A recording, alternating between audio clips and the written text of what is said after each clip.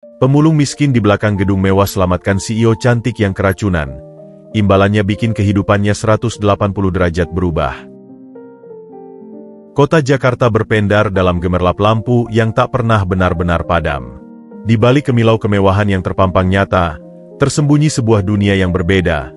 Dunia tempat Agus menghabiskan hari-harinya. Di usianya yang ke-27, ia sudah akrab dengan bau sampah yang menusuk hidung dan rasa lelah yang mengendap di setiap sendi tulangnya. Senja itu, seperti biasa, ia mendorong gerobak kayunya yang reot menyusuri trotoar mengilap di kawasan bisnis Sudirman.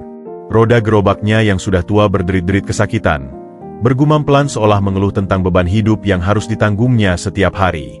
"Diam sana, kau," bisik Agus pada gerobaknya sambil memperhatikan sebuah botol plastik tergeletak di dekat selokan. "Kau dan aku sama-sama harus bertahan." Dengan gerakan terampil hasil bertahun-tahun berburu rezeki dari barang buangan, ia memungut botol itu dan melemparkannya ke dalam gerobak. Matanya yang jeli terus mengawasi setiap sudut, setiap celah, mencari harta karun berupa botol plastik, kardus bekas, atau kaleng minuman yang bisa ditukarnya dengan beberapa lembar uang receh. Pandangannya tertuju pada gedung Synergy Tower yang menjulang tinggi, menyentuh langit yang mulai gelap.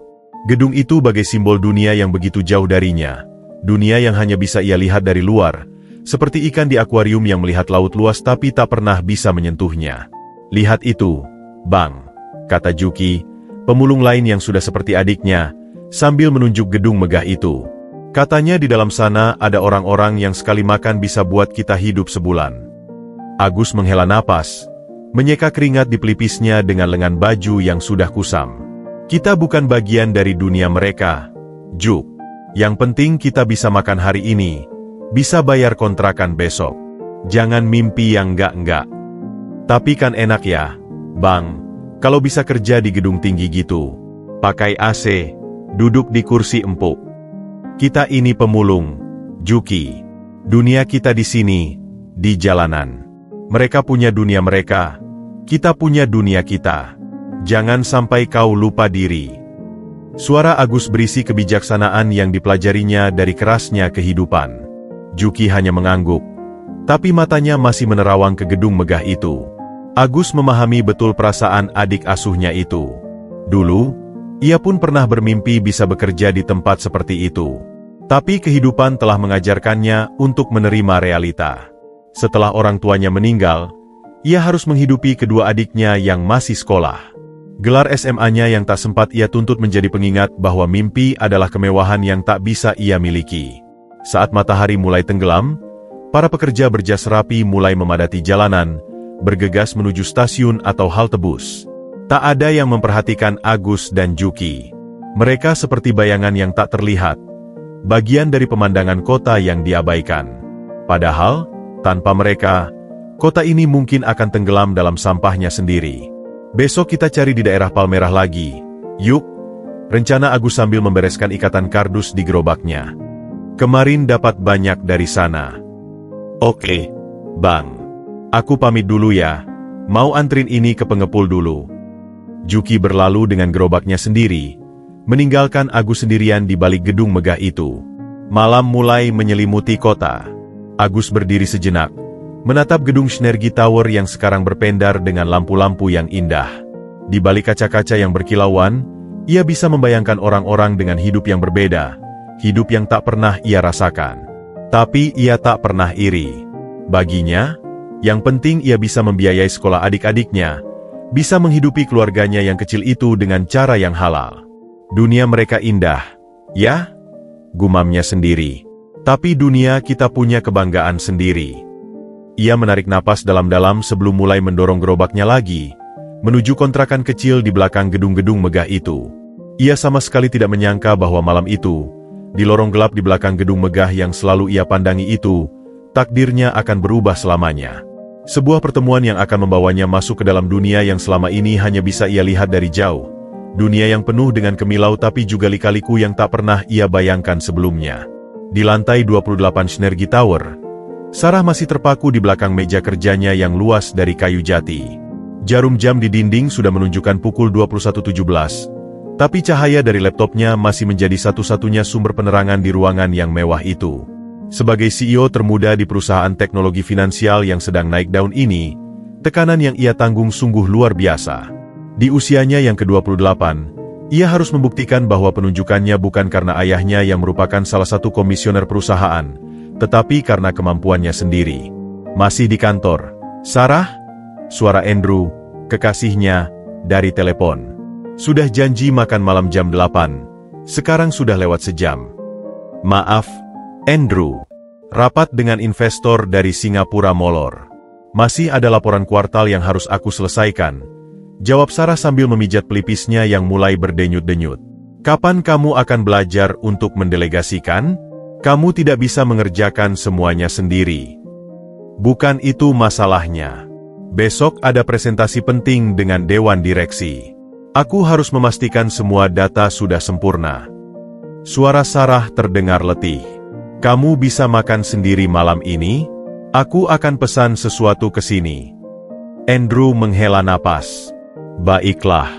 Tapi ingat, besok kita ada acara charity dinner bersama orang tuaku. Jangan sampai kamu batal lagi. Janji, besok aku akan ada. Sarah menutup telepon dengan perasaan campur aduk.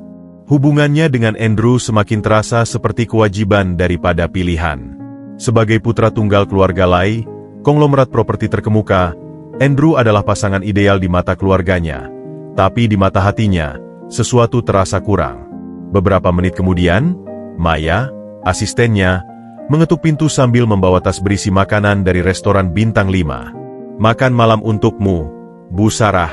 Seperti biasa, sup kerang spesial dan salad. Terima kasih, Maya. Kamu bisa pulang. Aku akan menyelesaikan ini sebentar lagi. Ruangan yang semula hening kini hanya diisi suara sendok yang berdentring di mangkuk keramik halus. Sarah menyantap sup kerang hangat itu dengan lahap. Rasa lapar setelah seharian bekerja membuatnya lupa untuk memeriksa apakah ada bahan yang mungkin memicu alerginya. Sejak kecil, ia memiliki alergi parah terhadap kerang. Tapi karena tekanan pekerjaan, ia sering lalai memperhatikan apa yang masuk ke dalam mulutnya. Tak sampai 10 menit setelah suapan terakhir, tubuhnya mulai bereaksi. Tenggorokannya terasa gatal, napas mulai berat, dan kulitnya memerah. Tangan gemetarannya meraih tas untuk mencari obat alergi, tapi kosong. Tidak. Desisnya sambil meraba-raba laci meja. Ini tidak boleh terjadi sekarang. Kepalanya mulai pusing. Penglihatannya berkunang-kunang. Dengan sisa tenaga, ia meraih telepon dan mencoba memanggil Maya, tapi jari-jarinya yang gemetar sulit menekan tombol dengan tepat. Ia tahu ia harus ke rumah sakit, dan cepat. Security, tolong. Bisiknya lemah saat mencoba menelepon resepsionis, tapi tak ada jawaban. Dengan langkah limbung, ia berusaha berdiri dan meraih kunci mobilnya. Keputusan buruk, ia tahu. Tapi naluri bertahannya mengatakan lebih baik mencoba menyetir sendiri daripada menunggu pertolongan yang mungkin tidak datang tepat waktu. Elevator turun ke lantai parkir basement seolah berjalan lambat sekali. Setiap detik terasa seperti penyiksaan. Dadanya sesak. Napasnya semakin pendek. Saat pintu elevator terbuka, ia hampir terjatuh. Tolong. Suaranya parau. Tapi tak ada seorang pun di area parkir yang mewah itu. Para security sedang melakukan ronda di area lain. Dengan gemetar, ia membuka kunci Mercedes-Benz hitamnya dan mencoba masuk. Tapi tubuhnya tak lagi menurut perintah. Kakinya terpelintir dan ia terjatuh di samping mobil.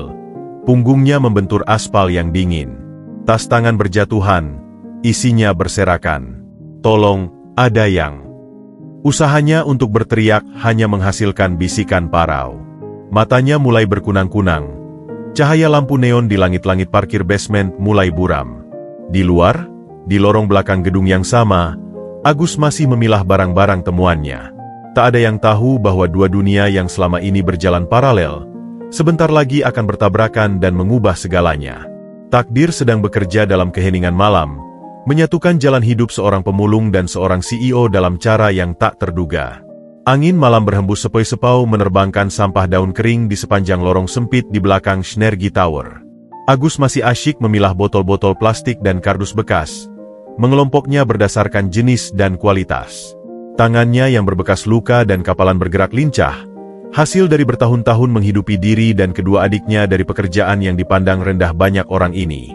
Suara derit gerobak kayunya sesekali memecah kesunyian, diiringi denting botol-botol yang saling beradu. Masih untung hari ini dapat banyak, gumamnya sendiri sambil menghitung kira-kira berapa rupiah yang akan didapatnya besok pagi. Bisa buat bayar listrik dan beli buku adik. Tiba-tiba, di tengah keheningan malam yang hanya diselingi suara jangkrik dan deru jauh kendaraan, telinganya yang peka menangkap sesuatu yang asing. Bukan suara tikus yang biasa berkeliaran, bukan juga suara kucing yang sedang berkelahi. Suara itu seperti rintihan lemah, hampir tak terdengar. Ah, mungkin cuma angin, batinnya, mencoba mengabaikan suara itu. Tapi suara itu datang lagi, lebih jelas kali ini. Seperti seseorang yang sedang kesakitan. Agus berhenti memilah, mendengarkan lebih saksama. Jantungnya berdebar-debar. Lorong belakang gedung ini terkenal angker, sering digunakan sebagai tempat transaksi narkoba, dan kadang terjadi perampokan. Naluri pertahanan dirinya berteriak untuk segera pergi. Jangan cari masalah, Gus, bisiknya pada diri sendiri. Kau masih harus menghidupi adik-adikmu. Dia mulai membereskan barang-barangnya dengan cepat, berniat segera meninggalkan tempat itu. Tapi saat akan mendorong gerobaknya, suara rintihan itu terdengar lagi, lebih lemah, lebih putus asa. Kali ini disertai suara seperti benda jatuh. Tolong! Suara itu hampir seperti hembusan angin, tapi Agus yakin itu suara manusia. Dilema yang dalam menghantamnya. Di satu sisi, ia takut menjadi korban kejahatan, takut terlibat masalah yang bisa membahayakan dirinya. Tapi di sisi lain, hati nuraninya tak bisa mengabaikan seseorang yang mungkin sedang sekarat. Ya Tuhan, beri aku keberanian, desisnya, mengepalkan tangan. Dengan langkah hati-hati, ia meninggalkan gerobaknya dan mulai menyusuri lorong yang gelap. Senter kecil dari telepon genggam tuanya yang layarnya sudah retet menyorotkan cahaya redup ke sudut-sudut lorong. Ada orang? Panggilnya pelan. Suaranya gemetar. Ada yang butuh pertolongan. Tak ada jawaban, hanya rintihan lemah yang semakin jelas sumbernya.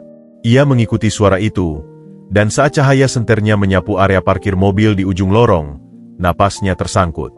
Terdapat seorang wanita tergeletak di samping mobil mewah. Wanita itu tampak sangat cantik meski dalam keadaan pucat dan lemah. Gaun bisnisnya yang elegan kini kusut, tas tangannya terbuka dengan isinya berserakan. Matanya setengah terbuka, penuh penderitaan. Bu, kenapa? Agus bergegas menghampiri, berlutut di samping wanita itu. Wanita itu, Sarah, menggerakkan bibirnya yang sudah membiru. Tolong, alergi, kerang. Napasnya terengah-engah. Obat di tas. Dengan tangan gemetar, Agus merogoh tas tangan Sarah yang terbuat dari kulit halus. Rasanya aneh menyentuh barang mewah seperti ini. Ia menemukan dompet, kosmetik, dan akhirnya sebuah botol kecil obat. Ini, Bu? Tanyanya sambil menunjukkan botol itu. Sarah mengangguk lemah. Tangan Agus yang kasar dan kotor membuka botol itu. Lalu dengan hati-hati ia membantu Sarah menelan tablet itu dengan sisa air mineral yang ia bawa. Harus ke rumah sakit, Bu, kata Agus dengan tegas setelah melihat kondisi Sarah tidak kunjung membaik. Saya antar. Tapi masalah baru muncul. Bagaimana cara membawanya? Mobil Sarah terkunci, dan ia tidak berani menyetir mobil mewah itu. Teleponnya rusak. Telepon Sarah tidak bisa dibuka karena terkunci pattern. Tolong, jangan tinggalkan aku. Bisik Sarah, tangannya mencengkeram lengan Agus dengan lemah. Agus memandang wajah Sarah yang pucat, lalu melihat sekeliling lorong yang masih sepi. Saat itulah ia melihat gerobak sampahnya. Sebuah ide gila muncul di kepalanya. Maaf, Bu, katanya sambil dengan hati-hati mengangkat tubuh Sarah. Ini mungkin tidak nyaman, tapi ini satu-satunya cara. Dengan kekuatan yang tak ia sadari dimilikinya, Agus mengangkat tubuh Sarah dan membaringkannya di atas tumpukan kardus bersih di gerobaknya. Ia melepas jaketnya yang sudah lusuh dan melapikannya di bawah kepala Sarah. Pegang ya, Bu. Saya dorong pelan-pelan. Sarah, meski dalam keadaan setengah sadar, merasakan kehangatan dari pria asing ini. Dalam kabur kesadarannya, ia melihat wajah Agus yang tulus, wajah yang sama sekali asing tapi memberikan rasa aman yang tak terduga. Gerobak kayu berderit-derit mulai bergerak, meninggalkan lorong gelap menuju jalan utama yang lebih terang. Di atasnya terbaring seorang CEO yang nyawanya sedang dipertaruhkan, didorong oleh seorang pemulung yang tak pernah menyangka bahwa malam ini, keputusannya untuk tidak acuh akan mengubah hidupnya selamanya. Dua dunia yang berbeda kini bersinggungan, diikat oleh sebuah keputusan berani di lorong gelap sebuah gedung megah. Gerobak kayu yang reot itu bergerak perlahan, berderit-derit seakan protes dengan beban tidak biasa yang sedang ditanggungnya. Agus mendorong dengan sekuat tenaga. Keringat sudah membasahi kaosnya yang tipis dan lusuh. Di atas tumpukan kardus dan botol plastik, Sarah terbaring lemah. Matanya sesekali terbuka setengah, menatap langit malam yang diselingi cahaya lampu jalan. "Tahan ya, Bu.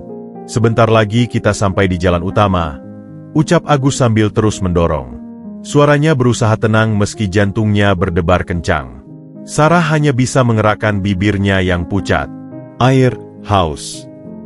Agus segera mengeluarkan botol air mineral setengah isi dari kantong celananya.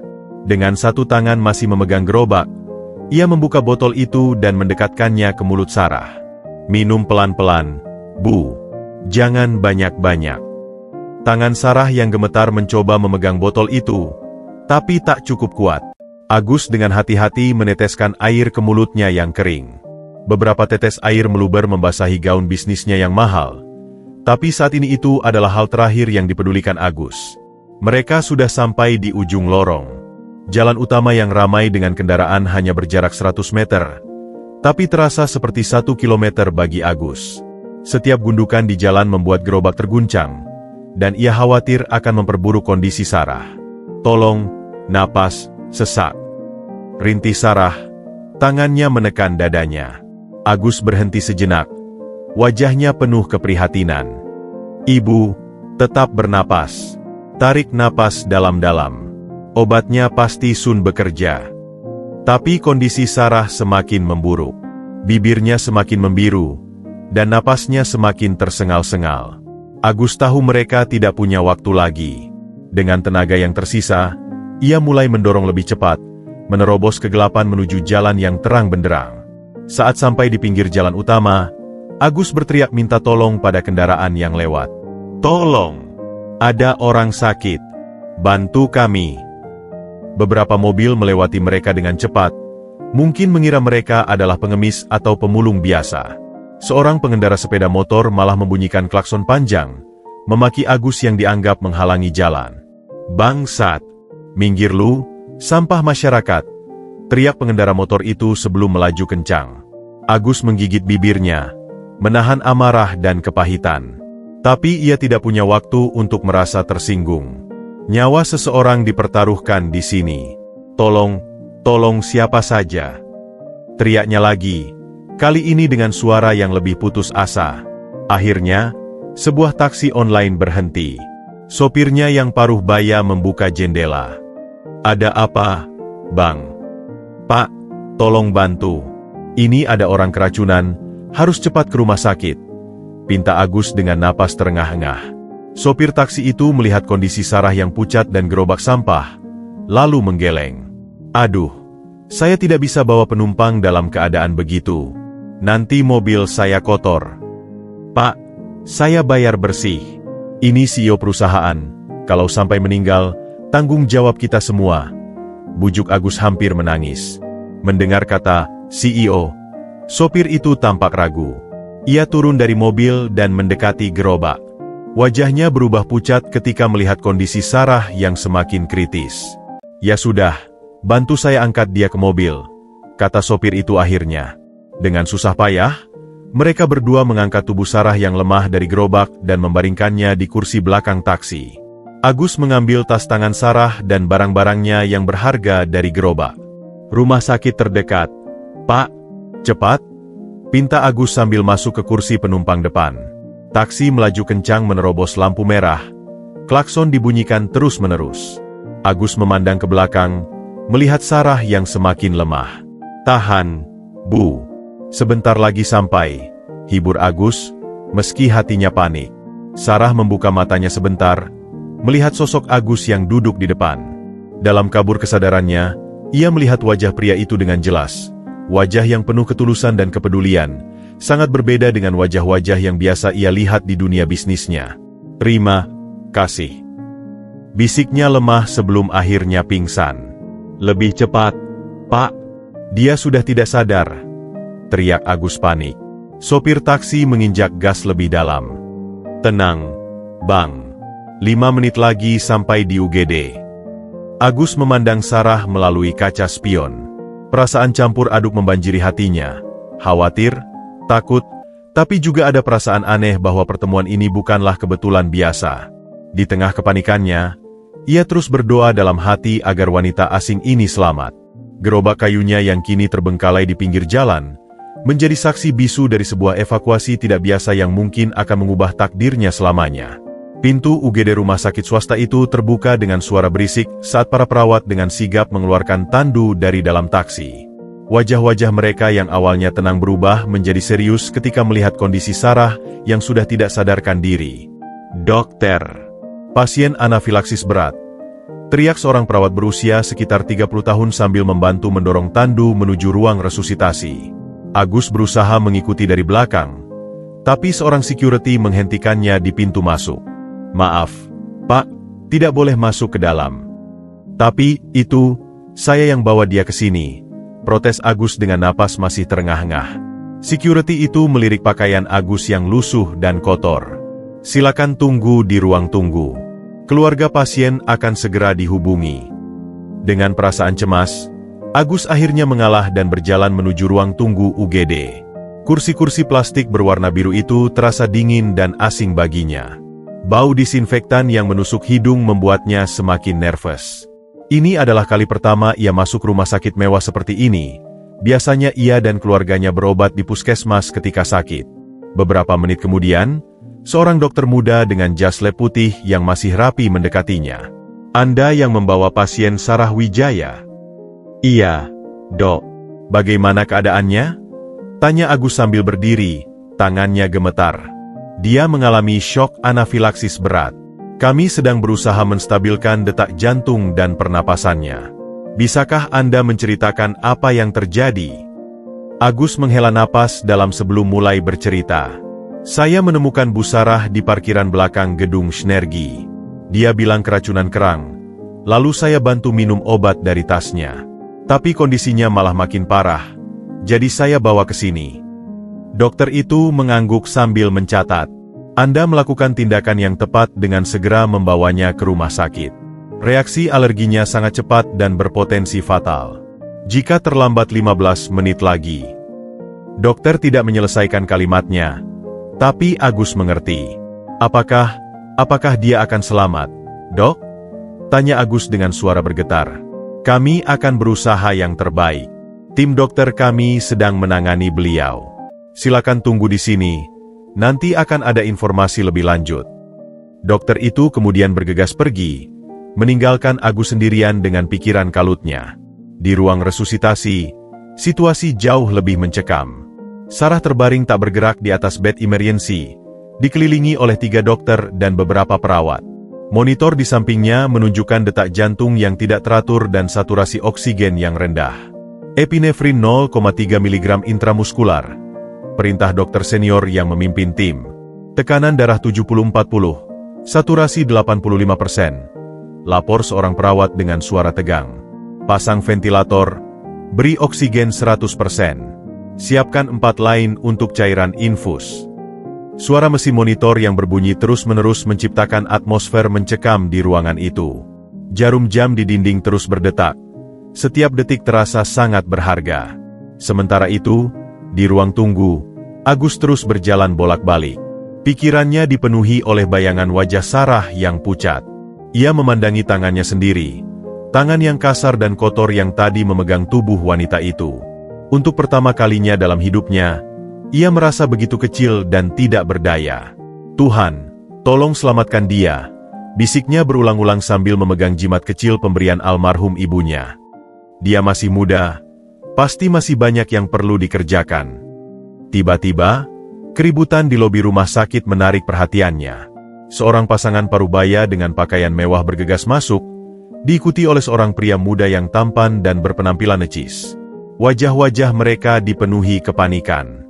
"Sarah Wijaya, di mana kamar anak saya?" teriak sang ibu dengan suara tinggi. Seorang perawat segera menghampiri dan menuntun mereka ke ruang UGD. Agus bisa mendengar percakapan mereka dari kejauhan. "Ini semua salah Andrew. Kamu yang janji makan malam dengannya, tapi malah membiarkannya makan sendiri di kantor," hardik sang ayah pada pria muda itu. "Bapak, saya juga tidak tahu dia punya alergi seberat itu," jawab Andrew, pria yang tadi menelepon Sarah, dengan suara defensif. Mereka melewati Agus tanpa memperhatikannya. Baginya, itu lebih baik. Ia tidak ingin dicurigai atau disalahkan. Tapi dalam hatinya, ia merasa lega bahwa keluarga Sarah sudah datang. Beberapa jam berlalu. Jam di dinding sudah menunjukkan pukul 1.24 pagi ketika akhirnya dokter senior yang tadi keluar dengan wajah lelah tapi lebih rileks. "Keluarga Sarah Wijaya?" panggil dokter itu. Pasangan paruh baya dan Andrew segera menghampiri. Agus juga mendekat diam-diam, ingin mendengar kabarnya. "Kondisi Sarah sudah stabil," kata dokter itu, membuat semua orang menghela napas lega. "Kami berhasil mengatasi reaksi alerginya. Dia masih tidak sadar karena efek obat, tapi tidak ada kerusakan organ permanen. Anda sangat beruntung dia dibawa ke sini tepat waktu." "Siapa yang membawanya?" "Itu tindakan yang sangat heroik." Sang ayah, Pak Wijaya, menoleh ke sekeliling. "Andrew, kamu yang menemukan Sarah?" "Bukan, saya baru tiba setelah dapat telepon dari Bapak," jawab Andrew. Mereka semua saling pandang bingung. Saat itulah mata Pak Wijaya jatuh pada Agus yang berdiri agak jauh. "Apakah Anda yang membawa putri saya ke rumah sakit?" tanya Pak Wijaya sambil mendekati Agus. Agus mengangguk pelan, tangan berkeringat. "Iya, Pak. Kebetulan saya lewat dan melihat Bu Sarah terjatuh di parkiran." Ibu Sarah, Bu Wijaya, langsung memeluk Agus tanpa peduli pakaiannya yang kotor. "Terima kasih. Terima kasih sudah menyelamatkan anak saya." Pelukan itu membuat Agus terkejut. Ia tidak menyangka akan diperlakukan seperti ini. "Kami berhutang nyawa pada Anda," ucap Pak Wijaya dengan suara serius sambil menjabat tangan Agus erat-erat. "Siapa nama Anda?" "Agus, Pak. Cuma pemulung biasa." Kata-kata terakhirnya diucapkan dengan suara hampir berbisik, tapi justru membuat keluarga Wijaya semakin terkesan.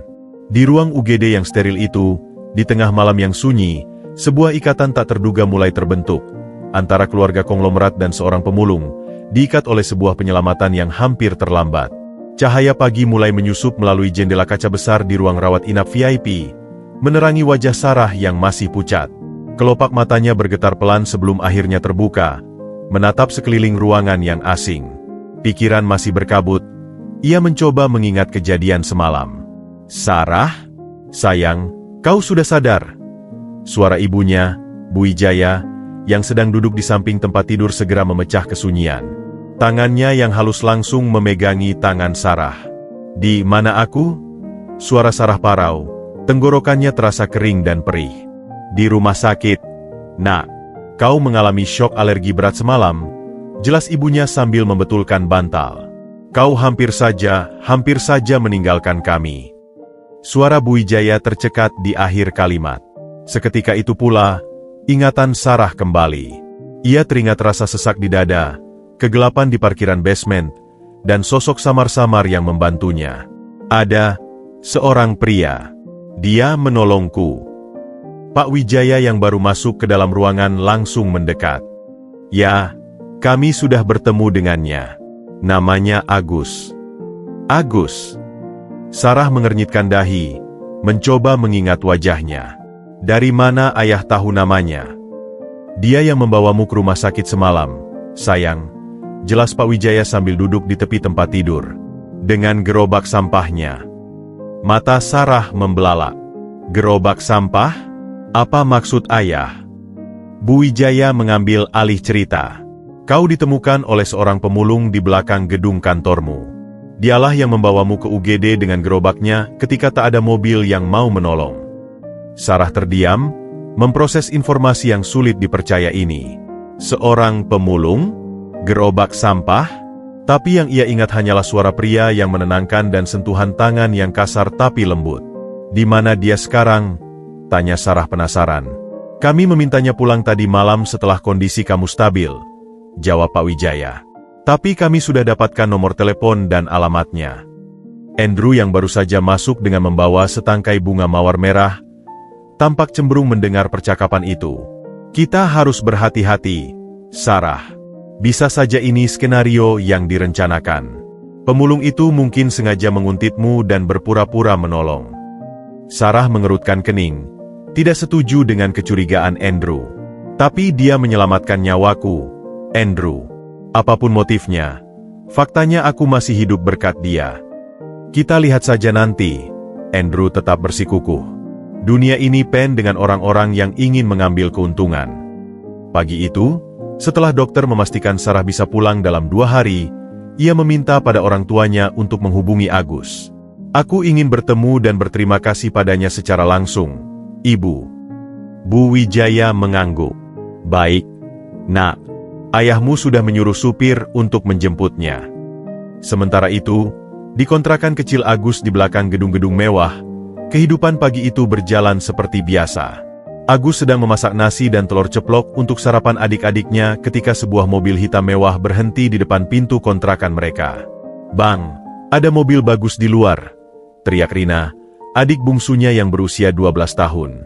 Agus yang sedang memegang wajan langsung menuju jendela. Jantungnya berdebar kencang ketika melihat supir berseragam turun dari mobil dan menghampiri pintu mereka. "Permisi, apakah ini rumah Bapak Agus?" tanya supir itu dengan sopan. "Iya, betul. Ada yang bisa saya bantu?" jawab Agus sambil membuka pintu, masih memakai apron bekas dan sendal jepit. "Saya disuruh oleh Pak Wijaya untuk menjemput Bapak. Nona Sarah ingin bertemu dengan Bapak." Adik-adik Agus yang penasaran mengintip dari belakang. "Wah, keren Bang Agus dipanggil pakai mobil mewah," bisik Doni, adik keduanya. Agus bingung. "Sekarang juga? Tapi saya belum mandi. Dan tidak apa-apa, Bapak. Mobilnya ber-AC. Silakan bersiap sebentar." Setengah jam kemudian, Agus sudah berdiri di depan pintu rumah sakit, merasa seperti ikan di darat. Pakaian terbaiknya, kemeja lengan panjang yang sudah pudar dan celana hitam agak lusuh, tetap membuatnya merasa tidak pantas berada di tempat seperti ini. Saat masuk ke ruangan Sarah, semua mata tertuju padanya.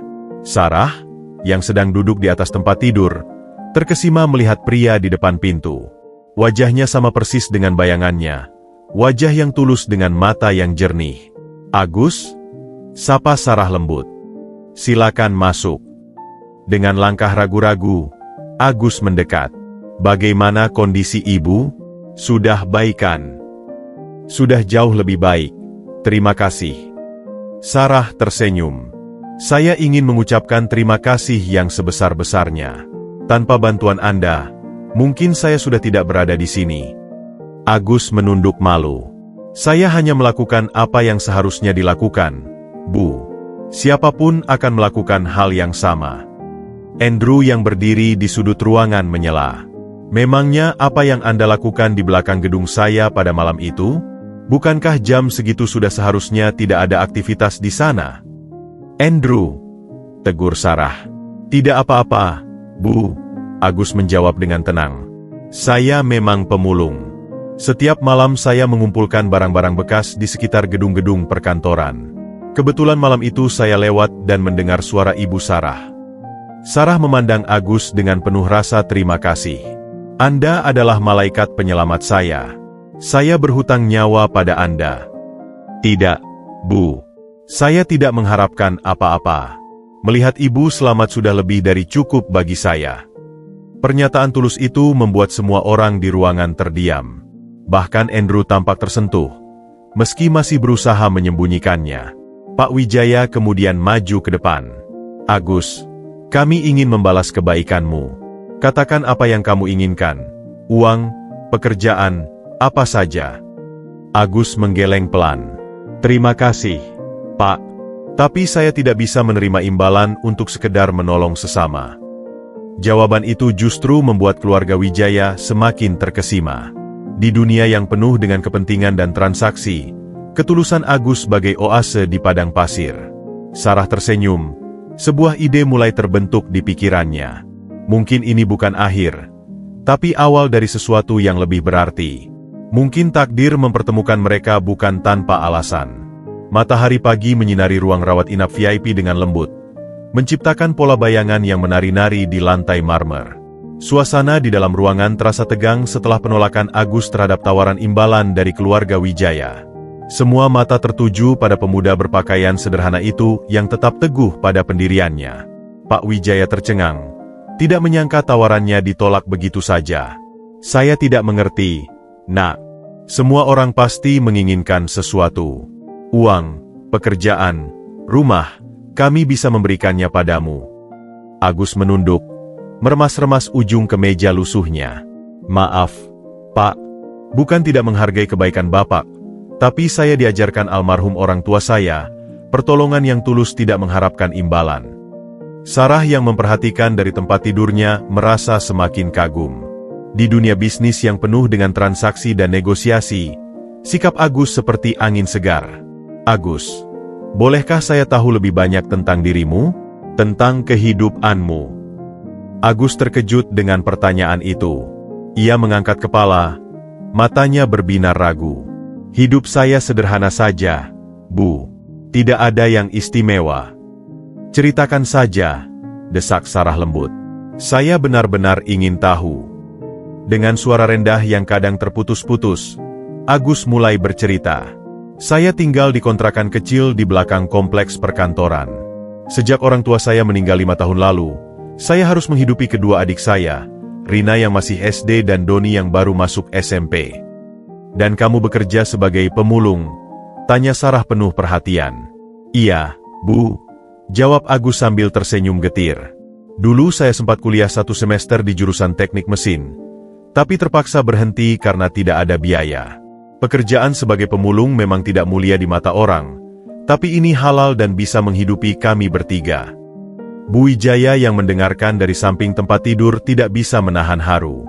Kamu masih begitu muda, tapi sudah menanggung beban begitu berat. Tidak berat, Bu. Yang penting adik-adik saya bisa sekolah dan punya masa depan lebih baik. Mata Agus berbinja ketika menyebut kedua adiknya. Rina ingin jadi dokter. Doni ingin jadi insinyur.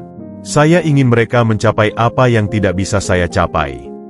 Andrew yang selama ini diam tak bisa menyembunyikan kekagumannya. Maaf sebelumnya atas sikap saya tadi. Saya salah menilaimu. Tidak apa-apa, Mas. Saya mengerti, jawab Agus dengan lapang dada. Sarah menarik napas dalam. Cerita Agus menyentuh hatinya yang paling dalam. Di balik penampilan sederhana itu, tersimpan tekad baja dan hati yang mulia. Tiba-tiba, sebuah ide muncul di pikirannya. Ide yang mungkin bisa mengubah hidup Agus tanpa membuatnya merasa diberi belas kasihan. Agus, ucap Sarah tiba-tiba, membuat semua orang menoleh. Kamu bilang dulu kuliah teknik mesin? Berarti kamu punya minat di bidang itu? Agus mengangguk, sedikit bingung. Iya, Bu. Dulu saya memang tertarik dengan mesin. Bahkan sekarang, saya suka memperbaiki mesin-mesin kecil dan elektronik rusak yang saya temukan saat memulung. Wajah Sarah berbinar. Apa pendapatmu jika saya menawarkanmu kesempatan untuk belajar lagi? Bukan sebagai imbalan, tapi sebagai investasi. Investasi. Agus mengulangi kata itu dengan bingung. Iya, Sarah tersenyum. Perusahaan saya, Synergy Corp, punya program beasiswa untuk karyawan. Kamu bisa magang sambil belajar, kursus kilat dulu untuk menyegarkan kembali ilmumu, lalu kami lihat perkembanganmu. Pak Wijaya langsung menangkap maksud putrinya. Ide bagus. Sarah, Agus, ini bukan sedekah, tapi kesempatan. Kamu akan bekerja untuk mendapatkan ini. Agus terdiam, matanya berkaca-kaca. Ini seperti mimpi yang terlalu indah untuk menjadi kenyataan. Saya tidak tahu harus berkata apa. Tapi saya tidak punya pakaian yang pantas untuk kerja di kantor. Dan kami yang akan mengatur semuanya, sela Sarah dengan antusias. Pertama, kamu akan ikut pelatihan selama 3 bulan. Kami akan sediakan seragam dan semua kebutuhannya. Yang kami minta hanyalah komitmen dan ketekunanmu. Bu Wijaya menambahkan, kami juga akan mengurus biaya sekolah adik-adikmu. Jadi kamu bisa fokus belajar tanpa khawatir. Air mata akhirnya menetes di pipi Agus. Selama ini ia berjuang sendirian, tak pernah membayangkan akan ada tangan yang terulur untuk membantunya. Saya tidak pantas menerima semua ini. Kamu lebih dari pantas, Agus, kata Sarah dengan suara lembut tapi penuh keyakinan. Kesempatan ini bukan karena kami kasihan, tapi karena kami melihat potensi dalam dirimu. Kamu cerdas, jujur, dan punya integritas, nilai-nilai yang lebih berharga dari gelar manapun.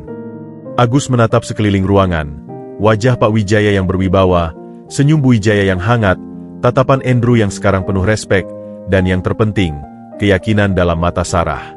Untuk pertama kalinya dalam hidupnya, ia merasa dihargai bukan dari penampilan atau latar belakangnya, tapi dari siapa dirinya sebenarnya.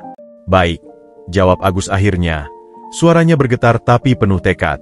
Saya terima tawaran ini. Saya berjanji akan bekerja keras dan tidak mengecewakan kepercayaan Ibu Sarah.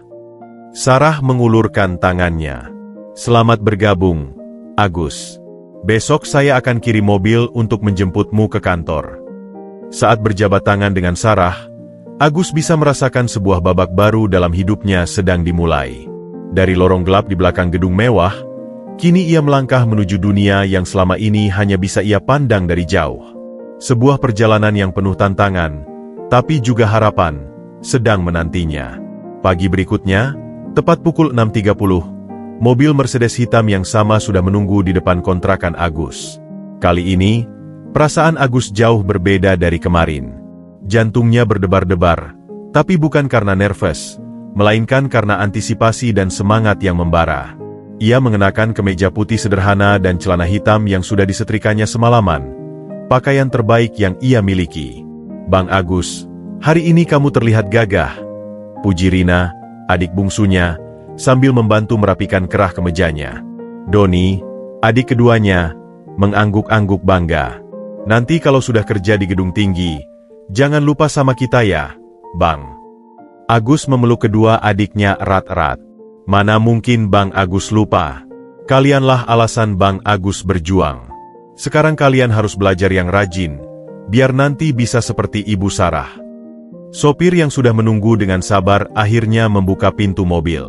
Selamat pagi, Pak Agus. Siap untuk hari pertama? Pagi, Pak Joko. Saya siap, jawab Agus dengan suara yang lebih percaya diri.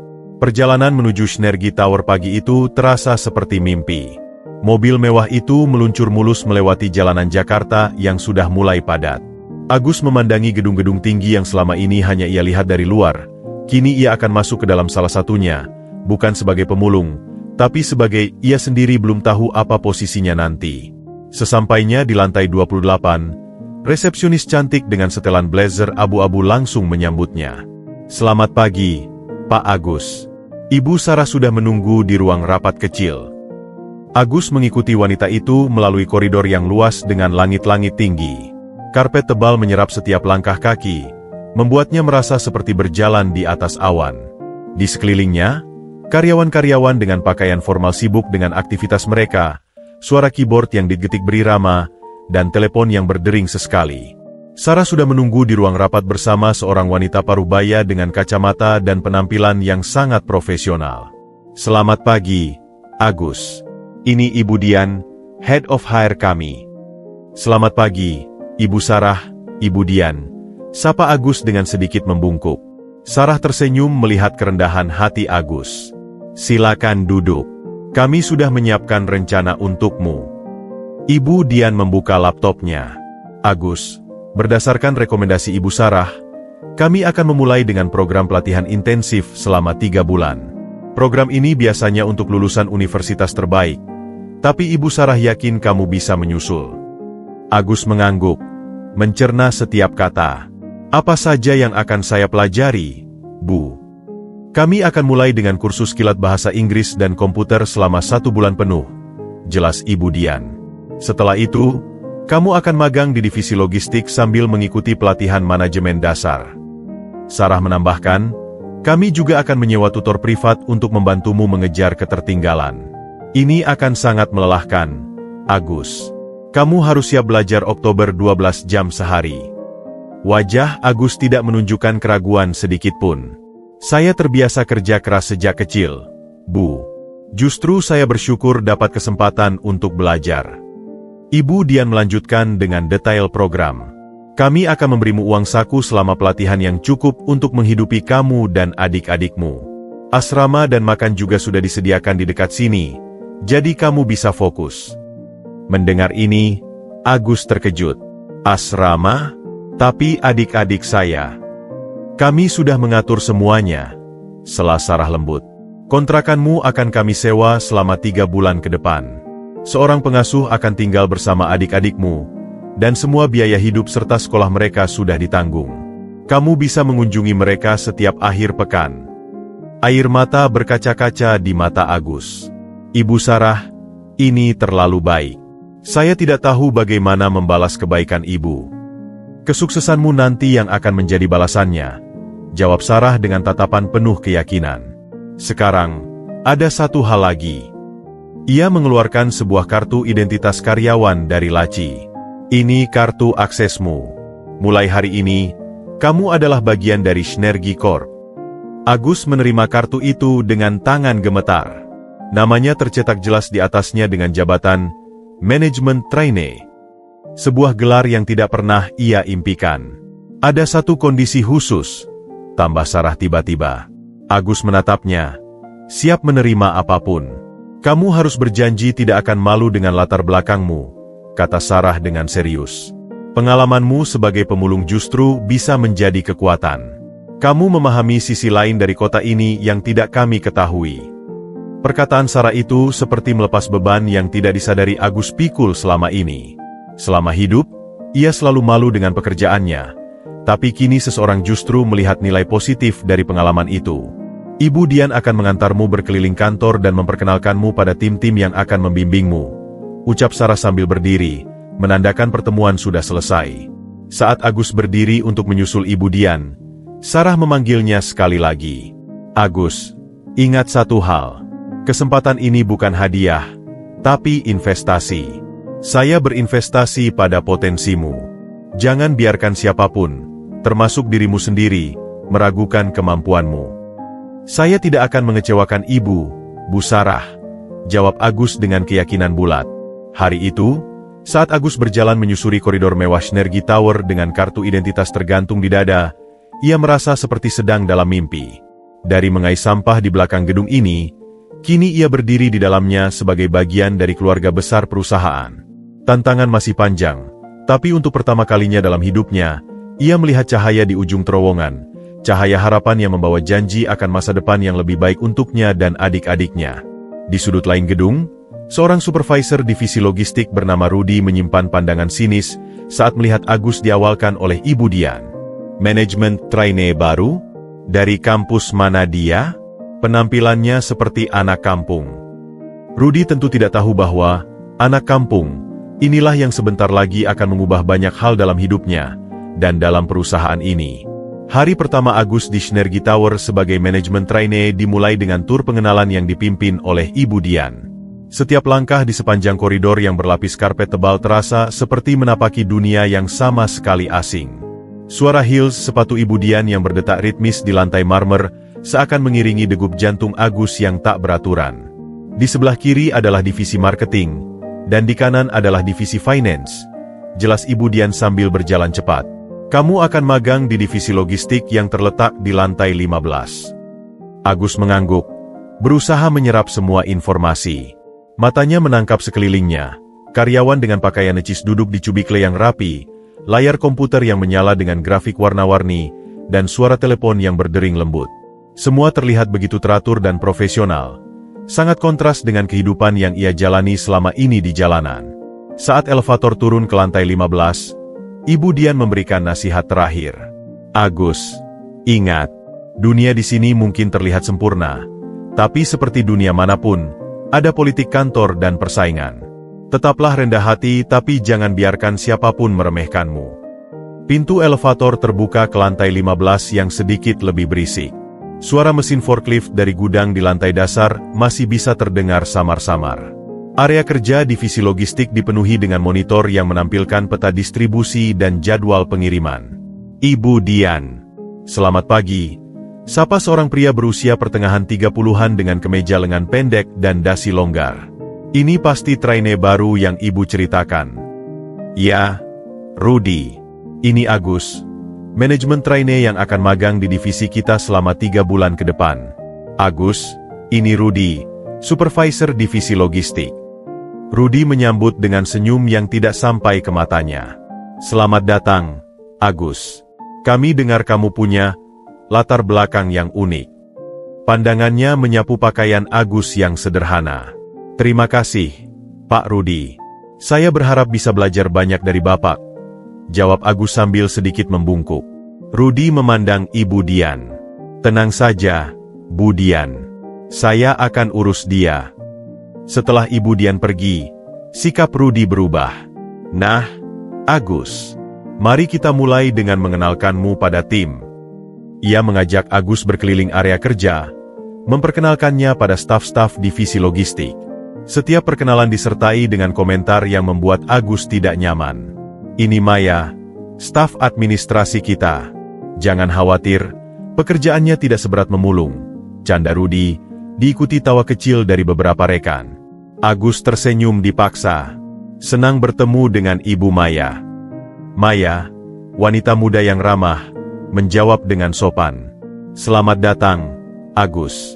Semoga betah di sini. Tur berlanjut sampai mereka tiba di cubikle kecil di sudut ruangan. Ini tempat kerjamu. Komputer ini sudah agak tua, tapi seharusnya masih bisa dipakai untuk belajar. Ketika jam menunjukkan pukul 10, Rudy memanggil Agus. Agus, tolong ambil dokumen ini ke lantai 5, bagian purchasing. Lalu antar paket ini ke gudang di basement. Oh iya, sekalian belikan kopi untuk tim. Saya pesan kopi hitam, Maya susu karamel, Bayu americano, dan yang lain terserah kamu ingat. Agus tertegun sejenak. Tapi, Pak Rudy, bukannya ada office boy untuk? Kamu kan trainee, harus belajar dari bawah, potong Rudy.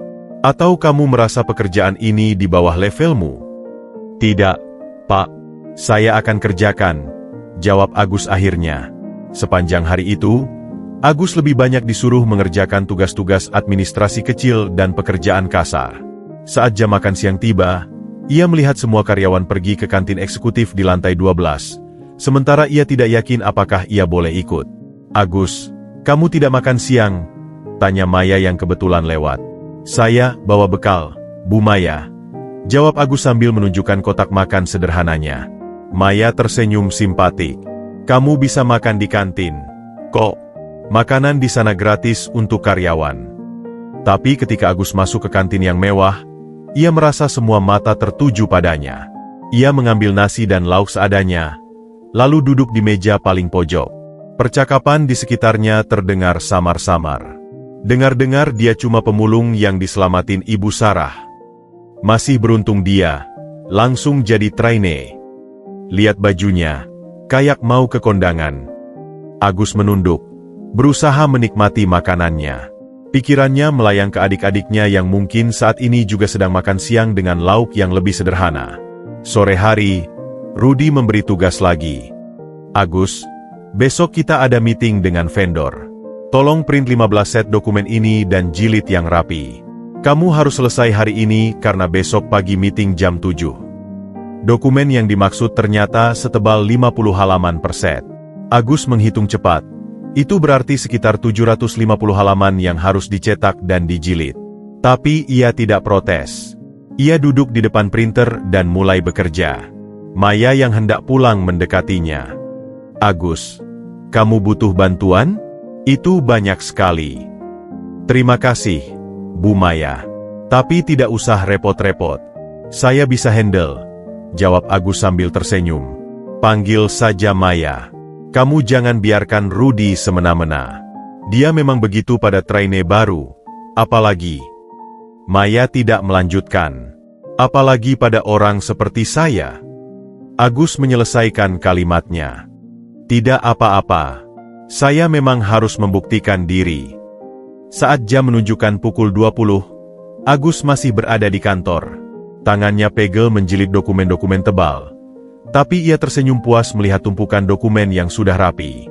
Dari jendela kantor lantai 15, ia bisa melihat pemandangan Jakarta yang gemerlap. Pemandangan yang biasanya ia lihat dari bawah, kini ia lihat dari ketinggian.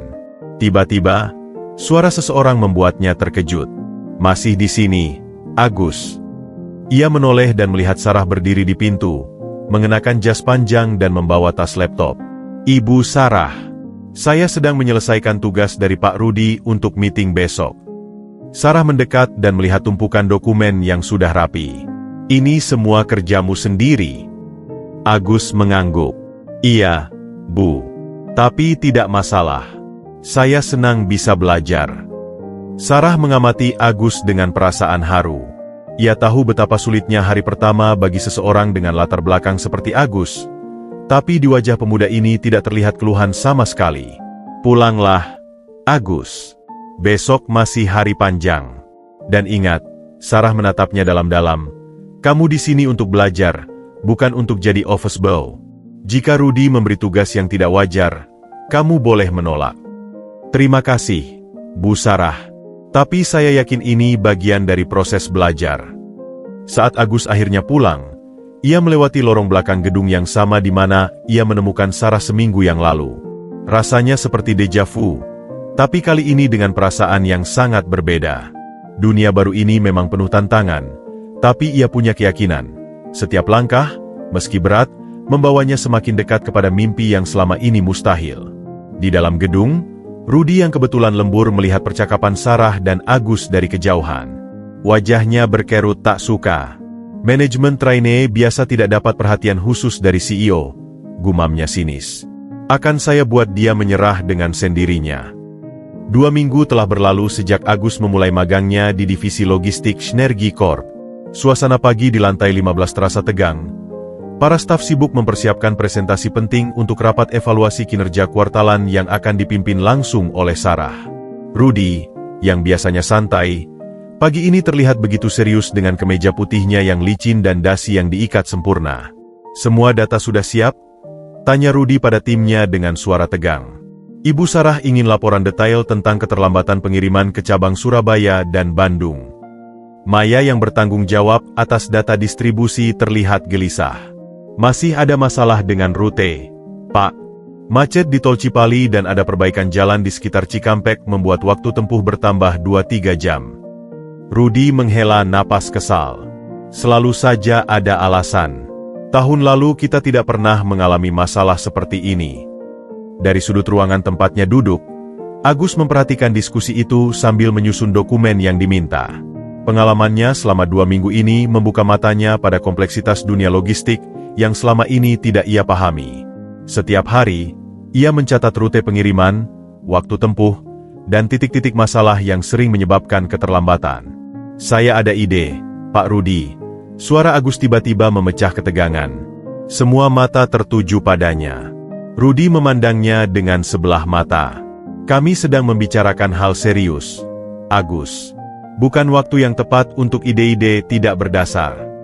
Tapi, Pak, sudah, fokus saja pada tugasmu, potong Rudi dengan kasar. Maya yang penasaran mendekati Agus saat Rudi pergi ke ruang rapat. Apa idemu, Agus? Agus membuka buku catatannya yang penuh dengan coretan dan diagram. Selama 2 minggu ini saya perhatikan pola kemacetan dan alternatif rute. Dulu saat saya bekerja di jalanan, saya hafal betul jalur-jalur tikus yang bisa menghemat waktu. Maya memperhatikan coretan di buku Agus. Ini sangat detail. Ibu bisa lihat, di sini saya tandai titik-titik rawan macet, dan di sini alternatif rute melalui jalan industri yang jarang digunakan truk besar. Agus menjelaskan dengan semangat. Dan untuk pengiriman ke Surabaya, kenapa tidak lewat jalur selatan saja? Meski sedikit lebih jauh, tapi arusnya lebih lancar. Saat rapat dimulai, Sarah hadir dengan wajah serius. Saya ingin penjelasan mengapa efisiensi distribusi kita menurun 15% dibanding kuartal lalu. Rudi langsung menyalahkan faktor eksternal. Kondisi jalan, Ibu Sarah. Banyaknya proyek infrastruktur pemerintah dan... Sudah saya dengar alasan itu setiap kuartal, Rudi, sela Sarah dengan nada tegas. Saya butuh solusi, bukan alasan. Dari belakang, Agus memberanikan diri berbicara. Ibu Sarah, saya mungkin punya solusi. Rudi mencoba mencegah. Agus, ini bukan.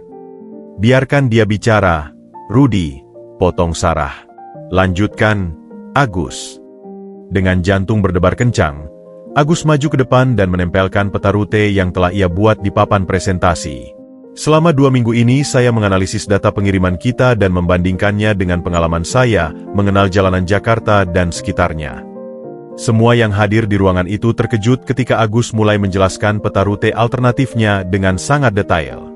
Ia tidak hanya menunjukkan titik masalah, tetapi juga memberikan solusi praktis berdasarkan pengalamannya sebagai pemulung yang harus mencari rute tercepat setiap hari.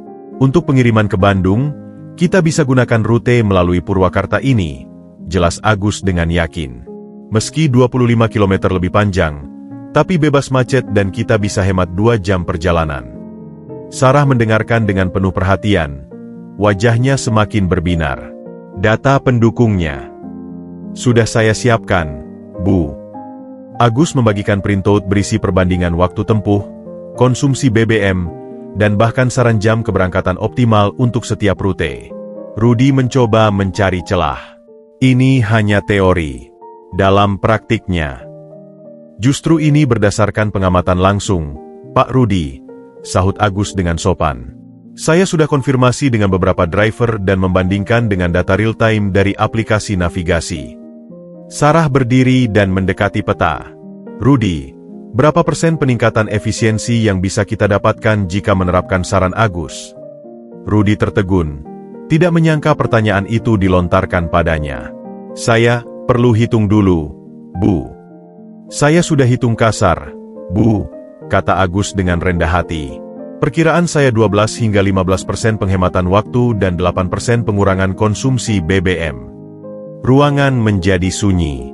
Semua tahu, angka itu sangat signifikan dalam skala operasional Synergy Corp. Rudi, ucap Sarah akhirnya. Saya ingin kamu implementasikan rencana Agus untuk percobaan 2 minggu ke depan. Laporkan hasilnya langsung padaku. Rudi mengangguk dengan wajah pucat. Baik, Bu Sarah. Setelah rapat, Maya mendekati Agus dengan senyum lebar. Luar biasa, Agus. Kamu membuat Rudi tidak bisa berkutik. Agus justru terlihat khawatir. Saya tidak bermaksud membuatnya malu. Saya hanya ingin membantu. Di sudut ruangan, Rudi berbicara dengan teman dekatnya dari divisi purchasing. Dia pikir dia siapa? Anak pemulung sok jadi ahli logistik. Sabarlah, Ruth. Dia dapat backing dari CEO. Kamu tidak bisa melawannya. Saya tidak akan biarkan anak itu merusak divisi saya, gerutu Rudi. Dia harus diajari pelajaran. Sementara itu, di lantai 28, Sarah memandang dari jendelanya yang menghadap ke kota Jakarta. Senyum tipis mengembang di bibirnya. Ia tidak salah pilih. Agus membawa perspektif segar yang sangat dibutuhkan perusahaan. Sesuatu yang tidak bisa diberikan oleh lulusan universitas ternama sekalipun. Hari itu, meski hanya dengan sebuah peta sederhana dan ide yang lahir dari pengalaman hidupnya yang unik, Agus telah membuktikan bahwa nilai seseorang tidak ditentukan oleh latar belakangnya, tetapi oleh kontribusi dan pemikirannya. Sebuah kemenangan kecil yang membuka jalan bagi perubahan-perubahan besar yang akan datang. Dan untuk pertama kalinya sejak ia datang ke Synergy Corp, Agus pulang dengan perasaan bahwa ia memang berada di tempat yang tepat, tempat di mana ide-idenya didengar dan dihargai, terlepas dari mana ia berasal. 2 minggu setelah presentasi rute alternatif Agus, hasilnya mulai terlihat. Efisiensi divisi logistik meningkat drastis. Pengiriman ke cabang Surabaya dan Bandung yang biasanya terlambat 3-4 jam kini justru tiba 1-2 jam lebih cepat dari perkiraan. Kabar ini sampai ke telinga Sarah melalui laporan kinerja kuartalan yang menunjukkan penghematan biaya operasional yang signifikan. Suatu sore, Sarah memanggil Agus ke kantornya di lantai 28. Saat Agus masuk, ia menemukan Sarah sedang berdiri di depan whiteboard besar, menatap diagram alur distribusi yang rumit. Agus, tepat waktu seperti biasa, sambut Sarah dengan hangat.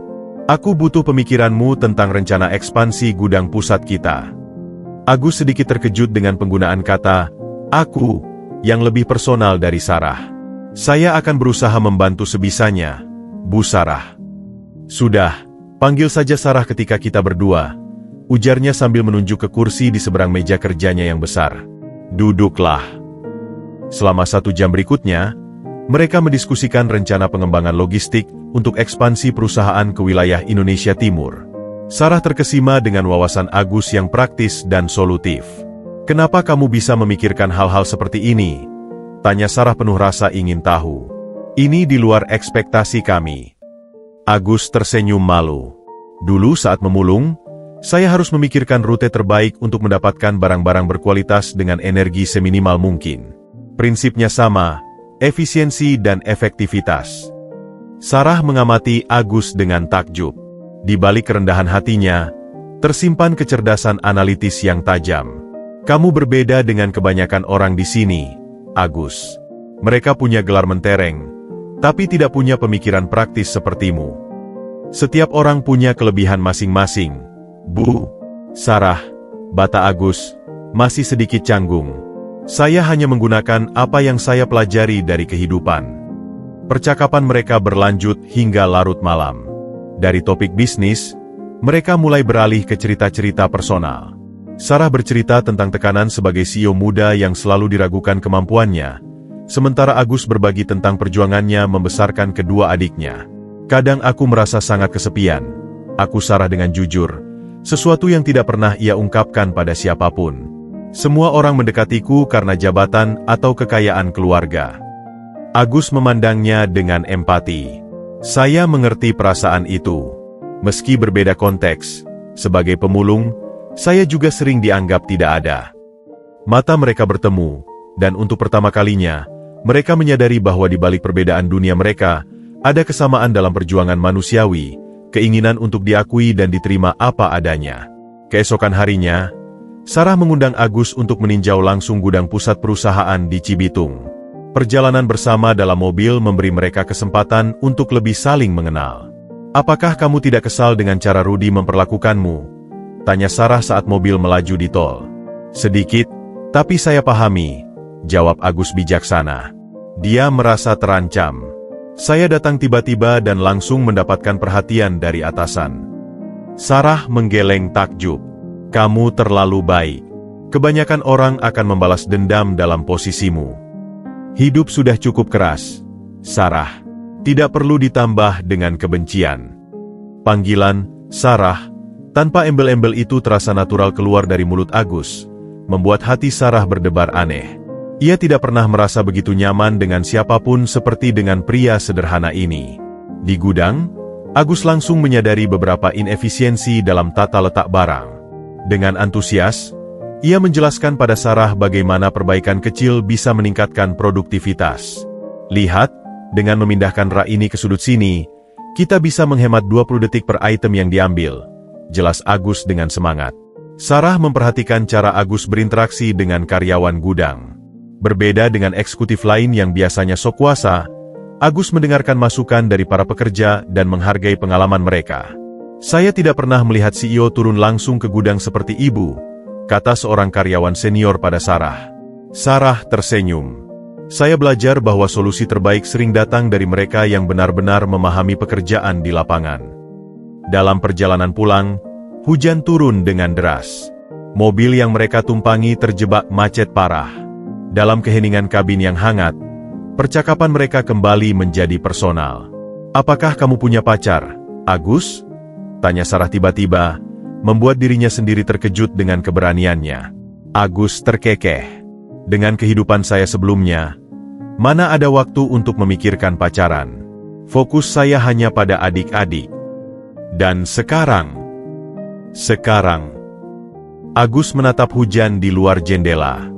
Sekarang saya mulai memikirkan masa depan yang berbeda. Sarah merasa pipinya memerah. Ada perasaan aneh yang mulai tumbuh dalam hatinya. Perasaan yang tidak pernah ia rasakan bahkan dengan Andrew yang sudah bertahun-tahun mendekatinya. Sementara itu, di klub golf eksklusif, Andrew bermain golf dengan ayah Sarah. "Ayah, saya khawatir dengan perkembangan Sarah akhir-akhir ini. Dia terlalu dekat dengan karyawan baru itu." Pak Wijaya mengangkat alis. "Agus? Tapi dialah yang menyelamatkan nyawa Sarah." "Justru itu yang saya khawatirkan. Rasa hutang budi bisa membuat penilaiannya terganggu. Perusahaan kita tidak bisa dipimpin oleh emosi. Percayalah pada Sarah, Andrew. Dia tahu apa yang terbaik untuk perusahaannya." Tapi Andrew tidak bisa menepis kecemburuannya. Esok harinya, ia mengunjungi Sarah di kantornya dan menemukan Agus sedang membahas presentasi dengannya. Kedua mereka terlihat begitu akrab dan nyaman. "Sarah, kita ada janji makan malam dengan investor dari Jepang malam ini," ingat Andrew dengan nada sedikit kesal. "Ah, iya. Agus, kita lanjutkan besok saja," ucap Sarah. Saat Agus pergi, Andrew tidak bisa menahan diri. "Kamu jadi sangat dekat dengan karyawan barumu itu." "Dia bukan sekadar karyawan, Andrew. Dia teman yang memahami visi dan impianku." Kata-kata Sarah itu seperti tamparan bagi Andrew. Selama ini, ia tidak pernah benar-benar memahami passion Sarah dalam membangun perusahaan. Yang ia lihat hanyalah Synergy Corp sebagai mesin penghasil uang. Malam itu, saat terbaring di tempat tidur, Sarah tidak bisa berhenti memikirkan tentang Agus. Pria yang datang dari dunia yang begitu berbeda, tapi justru memahami dirinya lebih baik dari siapapun. Sementara Agus, di apartemen kecilnya, juga tidak bisa melupakan senyum dan cara Sarah memandangnya, seperti ia adalah seseorang yang berharga, bukan sekedar mantan pemulung. Bunga cinta mulai bersemi di antara dua dunia yang berbeda, dipupuk oleh saling pengertian dan penghargaan yang tulus. Tapi mereka berdua tahu, jalan menuju kebahagiaan tidak akan mudah, terlalu banyak hambatan dan konvensi sosial yang harus dihadapi. Kantor divisi logistik di lantai 15 Synergy Corp pagi itu dihantam badai rumor yang lebih dahsyat dari biasanya. Maya, yang biasanya menjadi sumber informasi terpercaya, kali ini justru menjadi penyebar gosip yang paling getir. Ia dengan sengaja membisikkan cerita-cerita murahan tentang hubungan Agus dan Sarah kepada siapapun yang mau mendengarkan. "Tahu tidak, kemarin saya lihat mereka pulang bersama sampai larut malam," desis Maya pada sekelompok staf administrasi di pantry. "Mobilnya masuk ke kompleks perumahan mewah di Pondok Indah. Katanya mau rapat, tapi masa ia rapat sampai jam 11 malam?" Bayu, staf logistik yang selama ini bersikap netral, mengerutkan kening. "Jangan asal bicara, Maya. Kamu punya bukti." "Bukti?" Maya tertawa sinis. Semua orang tahu Agus hanya mantan pemulung. Mustahil dia bisa naik begitu cepat hanya karena kompetensi. Pasti ada sesuatu yang terjadi antara dia dan Ibu Sarah. Rudy, yang mendengar percakapan itu dari balik partisi, tersenyum puas. Strateginya menyebar rumor melalui Maya berjalan sempurna. Ia sengaja memanfaatkan Maya, yang diam-diam menyimpan perasaan padanya, untuk menjatuhkan Agus tanpa harus terlibat langsung. Sementara itu, di lantai 28, Sarah sedang mempersiapkan presentasi penting ketika ibunya menelepon dengan suara gemas. "Sarah, apa benar kabar yang saya dengar? Katanya kamu terlalu dekat dengan karyawan baru itu sampai-sampai orang mulai bergosip." Sarah menghela napas. "Ibu, itu hanya rumor tak berdasar. Agus adalah karyawan berprestasi yang membantu banyak perbaikan di perusahaan. Tapi kenapa harus dia? Kenapa kamu harus sering berduaan dengannya? Andrew kemarin mengeluh padaku. Katanya kamu jadi sering membatalkan janji karena alasan kerja dengan karyawan itu."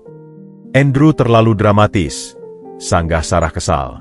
"Aku sedang membimbing Agus karena dia punya potensi besar. Tidak lebih dari itu." Tapi di sudut hatinya, Sarah mulai bertanya-tanya pada dirinya sendiri. Apakah benar perasaannya pada Agus hanya sebatas mentor pada Mente? Atau ada sesuatu yang lebih? Keributan mencapai puncaknya ketika Rudy dengan licin mengirim email anonim ke seluruh dewan direksi, berisi tuduhan bahwa Sarah menyalahgunakan wewenang dengan memberikan perlakuan khusus pada Agus. Email itu juga menyiratkan hubungan tidak pantas antara mereka berdua. Pak Wijaya langsung memanggil Sarah ke ruang rapat direksi. Wajahnya tegang. "Apa arti semua ini, Sarah?" "Email ini sudah beredar ke semua anggota dewan. Sarah membaca email itu dengan mata berkobar. Ini fitnah keji. Ayah, Agus adalah karyawan terbaik yang kita miliki. Lihat saja laporan kinerjanya. Dia sudah menghemat perusahaan miliaran rupiah hanya dalam 2 bulan. Tapi kenapa harus dia? Kenapa kamu tidak membimbing karyawan lain dengan intensitas yang sama? Karena tidak ada karyawan lain yang memiliki wawasan seunik dan sepraktis dia, bantah Sarah. Ayah sendiri yang bilang kita butuh terobosan segar. Sore itu, saat Agus hendak pulang, ia dihadang oleh sekelompok karyawan dari divisi lain yang memandangnya sinis. Wah, si anak emas pulang duluan nih, sindir seorang manajer muda dari divisi pemasaran. Masih sempat-sempatnya pacaran sama CEO sambil kerja. Agus berusaha tetap tenang. Saya tidak tahu dari mana Anda dapat informasi itu, tapi itu tidak benar. Ah, masa iya? Kemarin kamu pulang bersama Ibu Sarah sampai larut malam. Kebetulan yang manis itu. Tiba-tiba, Sarah muncul dari belakang. Ada masalah apa di sini? Para karyawan itu langsung bubar dengan wajah pucat. Hanya Agus yang tetap berdiri, menatap Sarah dengan campuran malu dan marah. Maaf, saya menyebabkan masalah untukmu, bisik Agus. Bukan kamu yang menyebabkan masalah, tapi orang-orang yang tidak bisa melihat bakat karena tertutup prasangka, jawab Sarah tegas. Ayo, aku antar kamu pulang. Dalam perjalanan, suasana dalam mobil awalnya tegang. Hingga akhirnya Sarah memecah keheningan. Agus, aku minta maaf untuk semua ini. Seharusnya aku lebih profesional dan tidak membiarkan rumor berkembang. Tidak, justru saya yang harus minta maaf. Mungkin saya harus mengundurkan diri. Ini sudah mengganggu reputasimu. Jangan pernah berkata seperti itu, seru Sarah dengan nada hampir marah.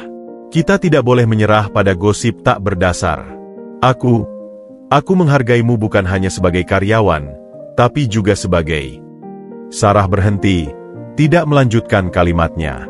Tapi dalam diam, mereka berdua tahu apa yang tidak terucapkan itu. Keesokan harinya, Sarah mengadakan rapat darurat dengan seluruh staf divisi logistik. Wajahnya dingin dan berwibawa. Saya dengar ada rumor tidak sedap yang beredar tentang saya dan Agus. Mulanya dengan suara yang jelas dan tegas. Mulai hari ini, siapapun yang kedapatan menyebarkan gosip tidak berdasar akan menghadapi konsekuensi disipliner. Rudi yang duduk di barisan depan tersenyum tipis. Tapi Bu Sarah, kalau tidak ada asap, tidak ada api. Mungkin lebih baik Agus dipindah ke divisi lain untuk menghindari prasangka. Sarah menatap Rudi dengan mata tajam. Justru sebaliknya, Rudi, Agus akan saya promosikan menjadi asisten manajer logistik. Prestasinya berbicara lebih keras dari gosip kosong manapun. Keputusan itu seperti bom yang meledak di ruangan. Bahkan Agus sendiri terkejut. Bu Sarah, saya tidak. Sudah diputuskan, potong Sarah. Rapat selesai. Tapi konflik jauh dari selesai. Saat Agus keluar ruangan, ia menerima pesan dari Doni, adiknya. Bang, tadi ada orang aneh datang ke kontrakan. Bilang mau menyelidiki latar belakang Bang Agus. Katanya dari tim investigasi perusahaan. Jantung Agus berdebar kencang. Rupanya perang sudah meluas ke keluarganya. Ia harus mengakhiri ini sebelum semuanya menjadi semakin buruk. Tapi bagaimana caranya? Ketika musuhnya tidak tampak dan senjatanya adalah bisikan-bisikan yang tak berwujud, di balik semua ini, satu hal yang semakin jelas. Perasaan yang mulai tumbuh antara mereka berdua kini terancam oleh racun-racun yang disebarkan oleh mereka yang tidak suka melihat kesuksesan Agus. Dan pertarungan untuk mempertahankan tidak hanya karir, tapi juga harga diri dan mungkin cinta, baru saja dimulai. Suasana di divisi logistik pagi itu begitu mencekam.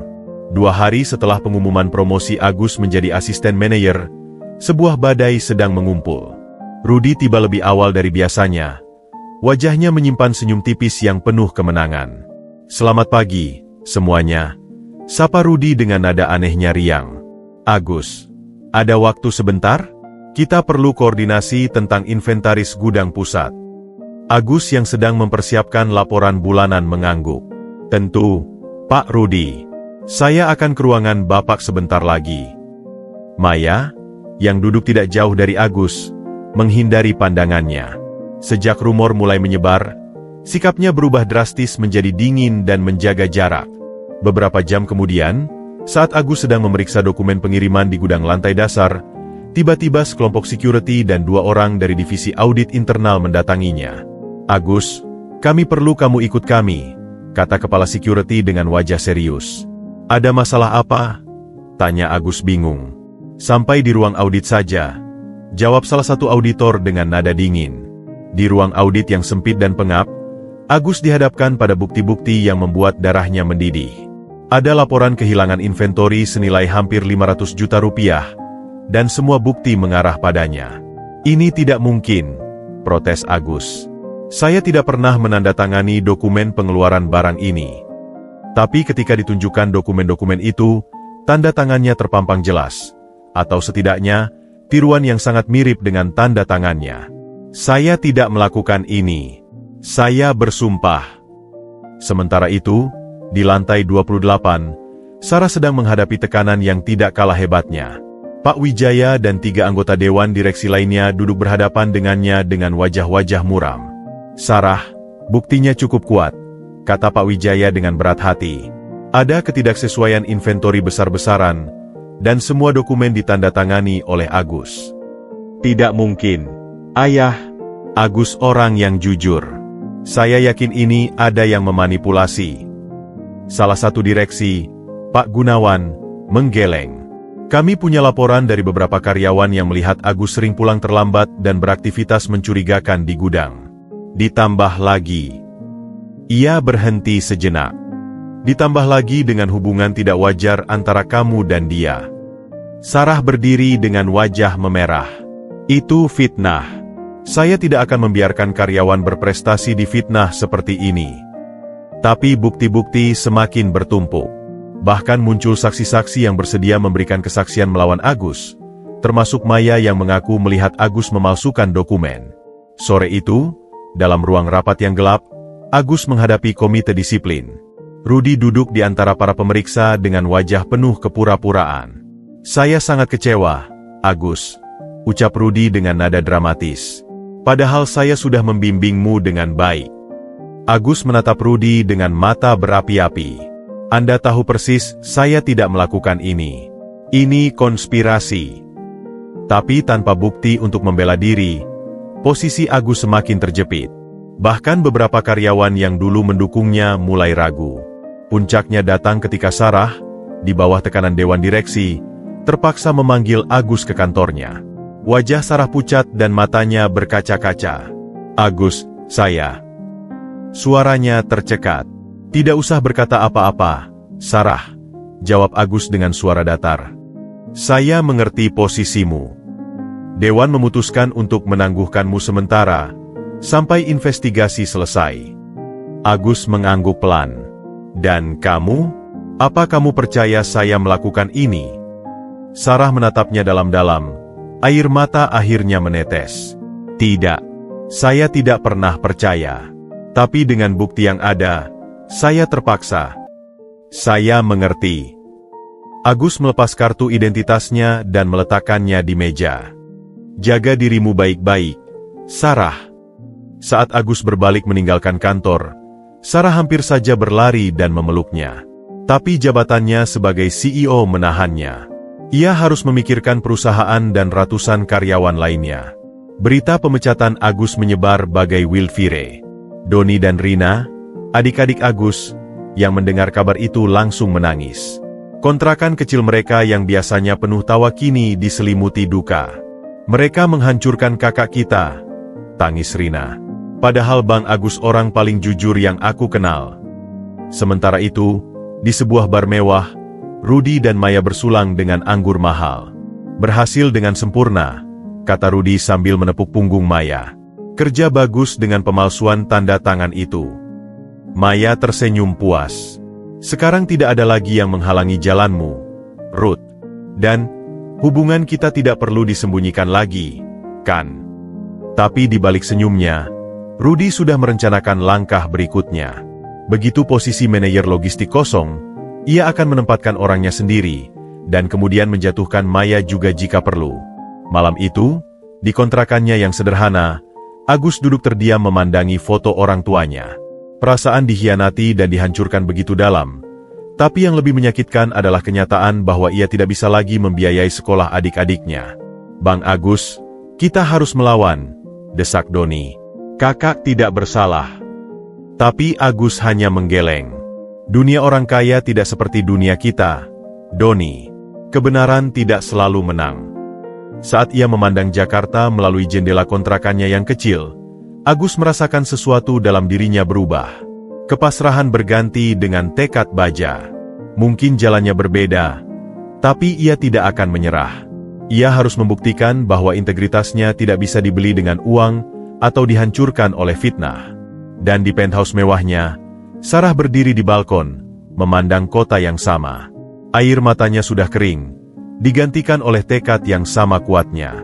Ia tahu Agus tidak bersalah, dan ia akan membuktikannya, tidak peduli apapun konsekuensinya bagi karir dan posisinya sebagai CEO. Perang belum berakhir. Ini baru babak pertama. 3 hari telah berlalu sejak Agus dipecat dari Shnergy Corp. Kontrakan kecilnya yang biasanya bersih dan rapi kini berantakan, penuh dengan tumpukan kertas dan peta yang berserakan. Wajah Agus tampak lesu, matanya berkantung, tapi di dalam bola matanya yang biasanya lembut kini tersimpan api yang membara. "Bang, sudah makan siang?" ucap Rina dengan suara lembut sambil menaruh sepiring nasi dan telur di meja kerjanya yang darurat. Agus bahkan tidak mendengar. Pikirannya tenggelam dalam analisis data yang ia curi dari sistem Shnergy Corp sebelum aksesnya diblokir. Sebuah tindakan putus asa yang ia lakukan saat menyadari akan dipecat. Doni mendekat dengan wajah khawatir. "Bang, ini sudah hari ketiga kamu tidak tidur dan jarang makan. Apa yang sedang kamu lakukan?" Agus akhirnya mengangkat kepala. Matanya berbinar dengan tekad. "Saya harus membuktikan bahwa saya tidak bersalah. Semua ini adalah konspirasi Rudy dan kroni-kroninya." "Tapi buktinya mana, Bang? Perusahaan besar seperti itu pasti sudah menutup semua celah." "Justru itulah," jawab Agus sambil menunjuk layar laptop tua yang nyaris rusak. "Mereka terlalu percaya diri. Mereka pikir seorang mantan pemulung seperti saya tidak akan mampu melawan." Malam itu, saat Jakarta tertidur, Agus menyusuri jalanan yang dulu menjadi wilayah kerjanya. Ia mendatangi tempat-tempat yang familiar, warung kopi tempat para driver truk biasa berkumpul, pos security di sekitar gudang Shnergy Corp, bahkan tempat penampungan pemulung di mana ia dulu bekerja. "Juki," panggilnya pada seorang pemulung muda yang sedang memilah barang. "Bang Agus," katanya sekarang sudah jadi orang kantoran, sapa Juki dengan riang. "Ceritanya panjang, Juk. Saya butuh bantuanmu." Agus kemudian menjelaskan situasinya. "Kamu kan setiap malam kerja di sekitar gudang Shnergy. Apakah kamu melihat sesuatu yang mencurigakan dalam sebulan terakhir?" Juki mengernyitkan dahi. "Sebenarnya ada, Bang. Beberapa kali saya lihat ada truk pengangkut barang keluar dari gudang tengah malam, bukan jam operasional biasa. Tapi saya pikir itu pengiriman mendesak." Agus mencatat setiap detail. "Masih ingat plat nomornya? Atau ciri-ciri sopirnya?" "Wah, itu saya tidak hafal, Bang. Tapi..." Juki tiba-tiba tersenyum. "Tapi saya punya teman yang kerja sebagai cleaning service di gedung Shnergy.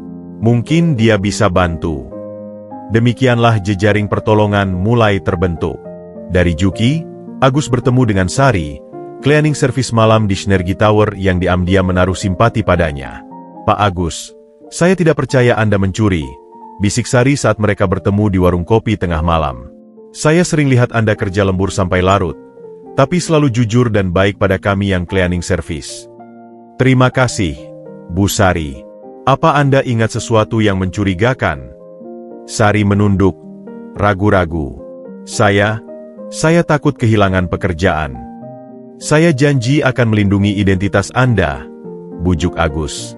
"Ini bukan hanya untuk saya, tapi untuk keadilan." Akhirnya Sari bercerita. "Beberapa kali saya lihat Pak Rudy dan Bu Maya masuk ke ruang arsip larut malam. Mereka bawa dokumen-dokumen, dan kadang terdengar suara mesin penghancur kertas. Informasi itu seperti puzzle yang mulai menyatu. Tapi Agus butuh bukti lebih kuat. Keesokan harinya, Dengan sisa tabungannya yang sedikit, Agus menyewa seorang hacker freelance untuk membantunya melacak transaksi mencurigakan yang terkait dengan Rudy. Ini berisiko, Agus, peringati sang hacker. Jika ketahuan, kita bisa berurusan dengan hukum. Saya sudah kehilangan segalanya. Tidak ada lagi yang harus saya takuti. Sementara Agus berjuang dari bawah, Sarah juga tidak tinggal diam. Dari kantornya yang mewah, ia melakukan investigasi diam-diam dengan bantuan tim audit yang dipercayainya. Bu Sarah, ini sangat berisiko, kata kepala audit internal yang loyal. Jika ketahuan kita menyelidiki sesama direksi tanpa persetujuan dewan. Saya tahu, Pak Hendra, tapi saya tidak bisa membiarkan ketidakadilan ini. Sarah menatap laporan yang baru diterimanya. Lihat ini, ada pola pengeluaran barang yang selalu terjadi pada akhir kuartal, persis sebelum audit rutin. Tapi semua dokumen ditandatangani oleh Agus. Atau, dipalsukan untuk menyerupakan tanda tangannya. Sarah tiba-tiba teringat sesuatu. Pak Hendra, bisakah kita membandingkan tanda tangan Agus di dokumen ini dengan tanda tangannya di dokumen lain? Investigasi mereka mengungkap fakta mengejutkan. Ada perbedaan tipis dalam tekanan pena dan aliran tanda tangan. Tapi butuh ahli grafologi untuk membuktikannya. Dan itu membutuhkan waktu. Pertarungan antara yang kuat dan yang lemah, antara yang punya kekuasaan dan yang hanya punya kebenaran, semakin memanas. Dan puncaknya terjadi ketika Agus, melalui jaringan teman-teman lamanya, berhasil mendapatkan rekaman CCTV dari toko elektronik di seberang gudang Sinergi, rekaman yang dengan jelas menunjukkan Rudy dan Maya sedang memuat barang-barang ke truk pribadi di tengah malam. Kita dapat buktinya. Bang! Seru Doni gembira. Tapi Agus menggeleng. Ini belum cukup. Rekaman ini tidak menunjukkan secara jelas barang apa yang mereka muat. Kita butuh saksi atau bukti lain. Nasib baik akhirnya berpihak pada Agus. Seorang office boy yang dulu sering dibantunya secara tidak sengaja mendengar percakapan Rudy dan Maya di ruang istirahat. Pak Agus, bisiknya lewat telepon. Saya dengar mereka bicara tentang gudang kedua di daerah Cakung. Katanya barang-barang disimpan di sana sebelum dijual. Itulah petunjuk akhir yang dibutuhkan Agus. Dengan segala risiko, ia memutuskan untuk menyelidiki gudang tersebut. Sebuah keputusan yang bisa menyelamatkan atau justru menghancurkannya sepenuhnya. Sementara itu, Sarah yang semakin tidak sabar memutuskan untuk menghadapi Rudy langsung. Saya tahu Anda yang berada di balik semua ini, Rudy. Mengakulah sekarang, sebelum semuanya menjadi lebih buruk. Rudy justru tersenyum dingin. Hati-hati dengan tuduhan tanpa bukti, Bu Sarah.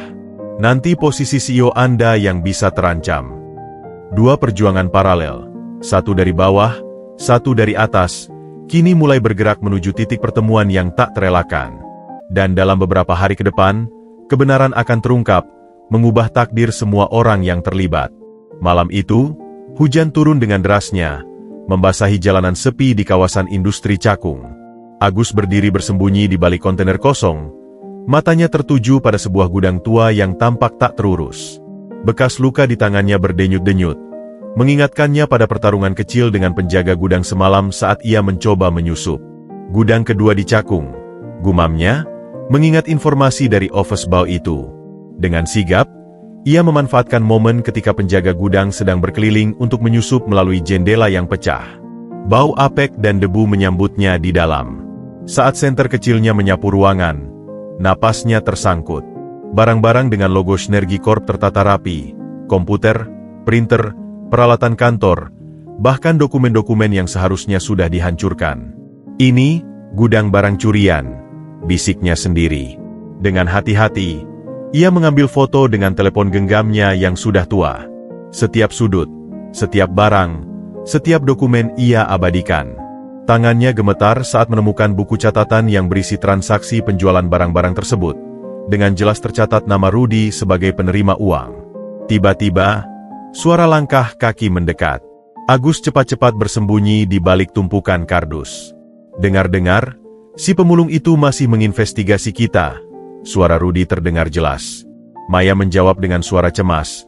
Katanya dia kemarin ketahuan menyusup ke sini. Apa kita tidak sebaiknya menghentikan ini saja? Jangan bodoh. Kita sudah terlalu jauh. Besok malam kita pindahkan semua barang ini.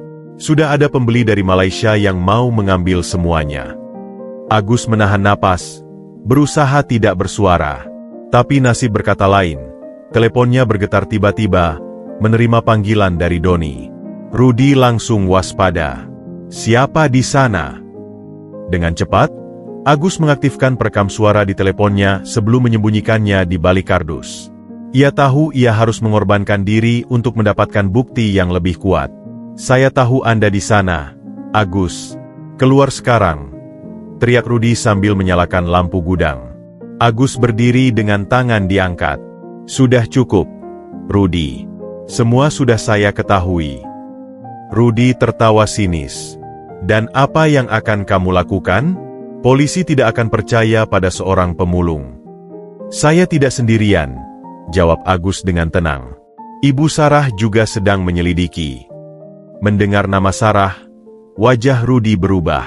Itu masalah besar. Kalau begitu, kamu tidak bisa kita biarkan pergi. Saat itulah Agus menyadari bahaya yang ia hadapi. Tapi ia sudah mempersiapkan segala kemungkinan. Sebelum datang, ia telah meninggalkan pesan untuk Juki. Jika ia tidak kembali dalam 2 jam, polisi harus dihubungi. Sementara itu, di kantornya yang mewah, Sarah sedang memeriksa laporan keuangan dengan cermat. Matanya tertuju pada pola pembayaran ke vendor tertentu yang selalu dilakukan oleh Rudi. Pak Hendra, lihat ini, ujarnya pada kepala audit. Pembayaran ini dilakukan ke perusahaan yang alamatnya sama dengan gudang di Cakung. Kebetulan yang aneh, gumam Pak Hendra. Tiba-tiba, telepon Sarah berdering. Doni di seberang sana terdengar panik. Ibu Sarah, Bang Agus pergi ke gudang di Cakung sendirian. Dia bilang kalau tidak kembali dalam 2 jam, saya harus telepon ibu. Sarah langsung berdiri. Doni, telepon polisi sekarang. Saya ke sana. Perjalanan ke Cakung terasa seperti mimpi buruk.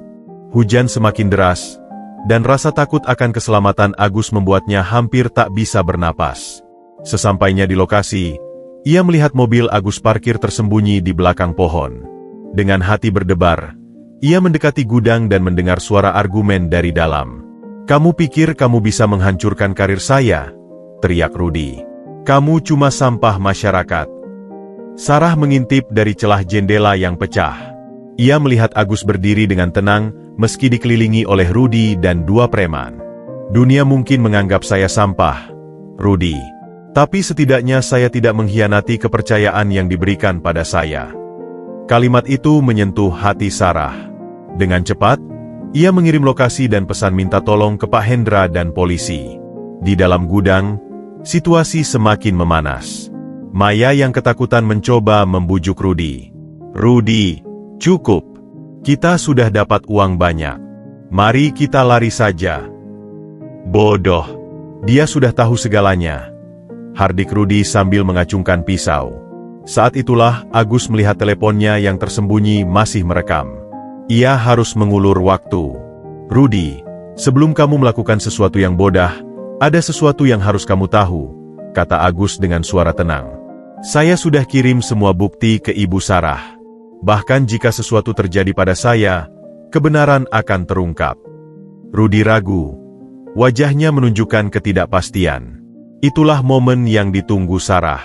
Dengan berani, ia mendorong pintu gudang terbuka. Sudah cukup, Rudi. Polisi sedang dalam perjalanan. Rudi dan para preman itu terkejut. Dalam kebingungan itu, Agus dengan sigap merebut pisau dari tangan Rudi dan mendorongnya hingga terjatuh. Sarah, minggir, teriak Agus. Tapi terlambat. Salah satu preman menangkap Sarah dari belakang. Situasi kembali tegang. Lepaskan dia, teriak Agus. Rudi bangun dengan wajah penuh amarah. Sekarang saya punya tawanan. Tapi yang tidak mereka duga, suara sirene polisi sudah semakin dekat. Rudi dan kroni-kroninya panik, mencoba melarikan diri melalui pintu belakang, tapi terkunci. Dalam waktu singkat, polisi sudah mengepung gudang. Rudi, Maya, dan para preman itu berhasil ditangkap. Petugas polisi menemukan telepon Agus yang masih merekam. Rekaman ini akan menjadi bukti kuat di pengadilan, kata seorang penyidik. Sarah berlari ke pelukan Agus. Kamu gila. Hampir saja kamu terbunuh.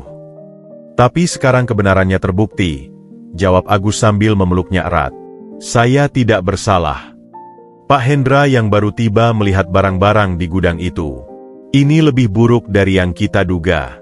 Mereka tidak hanya mencuri inventori, tapi juga dokumen rahasia perusahaan. Esok harinya, berita tentang pengungkapan skandal korupsi di Sinergi Corp menjadi headline di berbagai media. Agus, yang semula difitnah, kini menjadi pahlawan yang berhasil mengungkap kejahatan terorganisir. Di kantor polisi, Rudi akhirnya mengaku segala perbuatannya. Saya yang memalsukan tanda tangan Agus. Saya yang mencuri barang-barang perusahaan. Dan saya yang menyebarkan rumor tentang dia dan Ibu Sarah. Maya, yang menangis penuh penyesalan, juga mengaku. Saya terpaksa membantu Rudi karena dia mengancam akan memecat keluarga saya. Kebenaran akhirnya terungkap.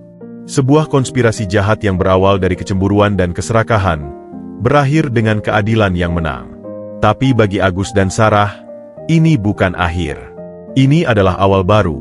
Awal di mana mereka tidak hanya harus membangun kembali reputasi yang hancur, tapi juga menghadapi perasaan yang selama ini mereka sembunyikan. Dan yang terpenting, Agus harus memutuskan, apakah ia akan kembali ke Sinergi Corp, atau memulai babak baru dalam hidupnya? 6 bulan telah berlalu sejak peristiwa mencekam di gudang Cakung. Sinar matahari pagi menyinari ruang rapat utama di lantai 28 Sinergi Tower, tempat para direksi dan karyawan terkemuka berkumpul untuk acara spesial. Agus, yang kini mengenakan setelan jas abu-abu yang elegan, berdiri di dekat jendela dengan percaya diri yang tak terpaksakan. Gugup? Tanya Sarah yang mendekatinya, mengenakan gaun bisnis biru navy yang memperkuat aura kepemimpinannya. Sedikit, akui Agus sambil merapikan dasinya. Tapi lebih karena excited dengan perubahan yang akan kita umumkan hari ini. Pak Wijaya bergabung dengan mereka. Wajahnya penuh kebanggaan. Sudah siap untuk babak baru, Nak? Sudah lebih dari siap, Pak, jawab Agus dengan senyum. Acara dimulai dengan sambutan dari Pak Wijaya.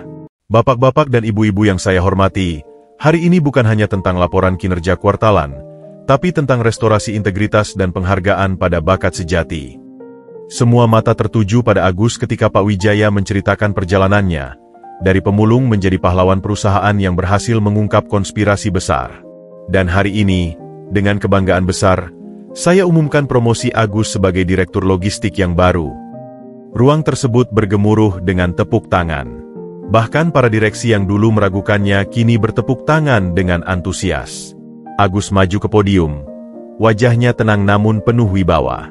Terima kasih atas kepercayaan yang diberikan.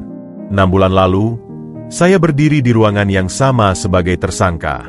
Hari ini, saya berdiri di sini dengan kepala tegak, bukan karena saya membuktikan ketidakbersalahan saya, tapi karena kita bersama-sama membuktikan bahwa kebenaran dan integritas tetap menjadi nilai tertinggi di Sinergi Corp.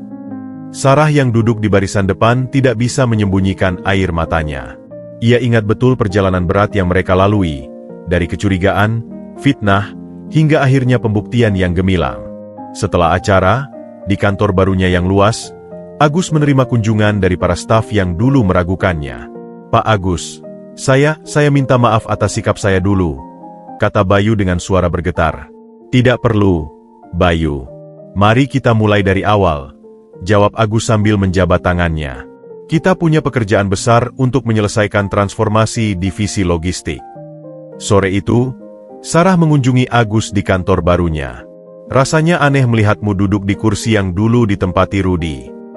Lebih aneh lagi bagi saya, canda Agus. Tapi saya janji akan menggunakan posisi ini untuk hal-hal baik. Mereka berdua kemudian membahas rencana besar, sebuah program corporate social responsibility untuk membantu anak-anak putus sekolah, terinspirasi oleh kisah Agus sendiri.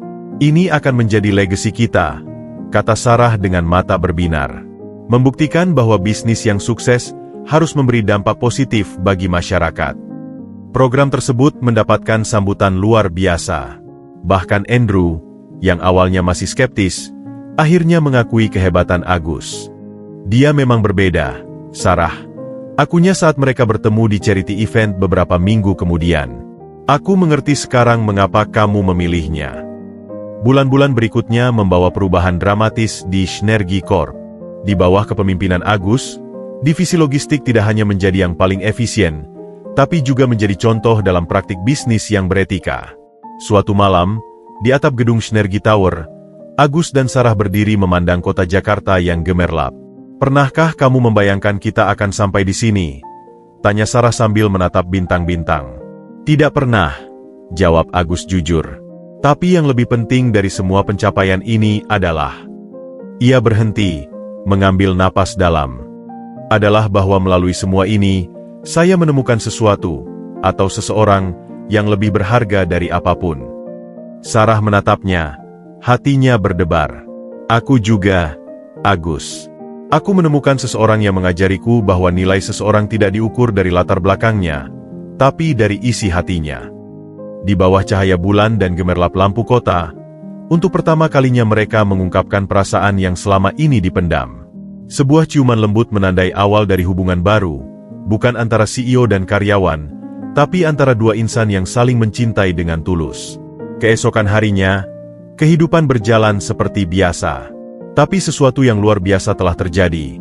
Sebuah transformasi tidak hanya dalam karir Agus, tapi dalam budaya perusahaan secara keseluruhan. Synergy Corp kini dikenal tidak hanya sebagai perusahaan yang sukses secara finansial, tapi juga sebagai perusahaan dengan hati. Dan bagi Agus, ini bukanlah akhir perjalanan. Ini adalah awal dari misi yang lebih besar, membuktikan bahwa dengan ketekunan, integritas, dan kasih sayang, siapapun bisa mengubah takdirnya, dan dalam prosesnya, mengubah dunia menjadi tempat yang lebih baik.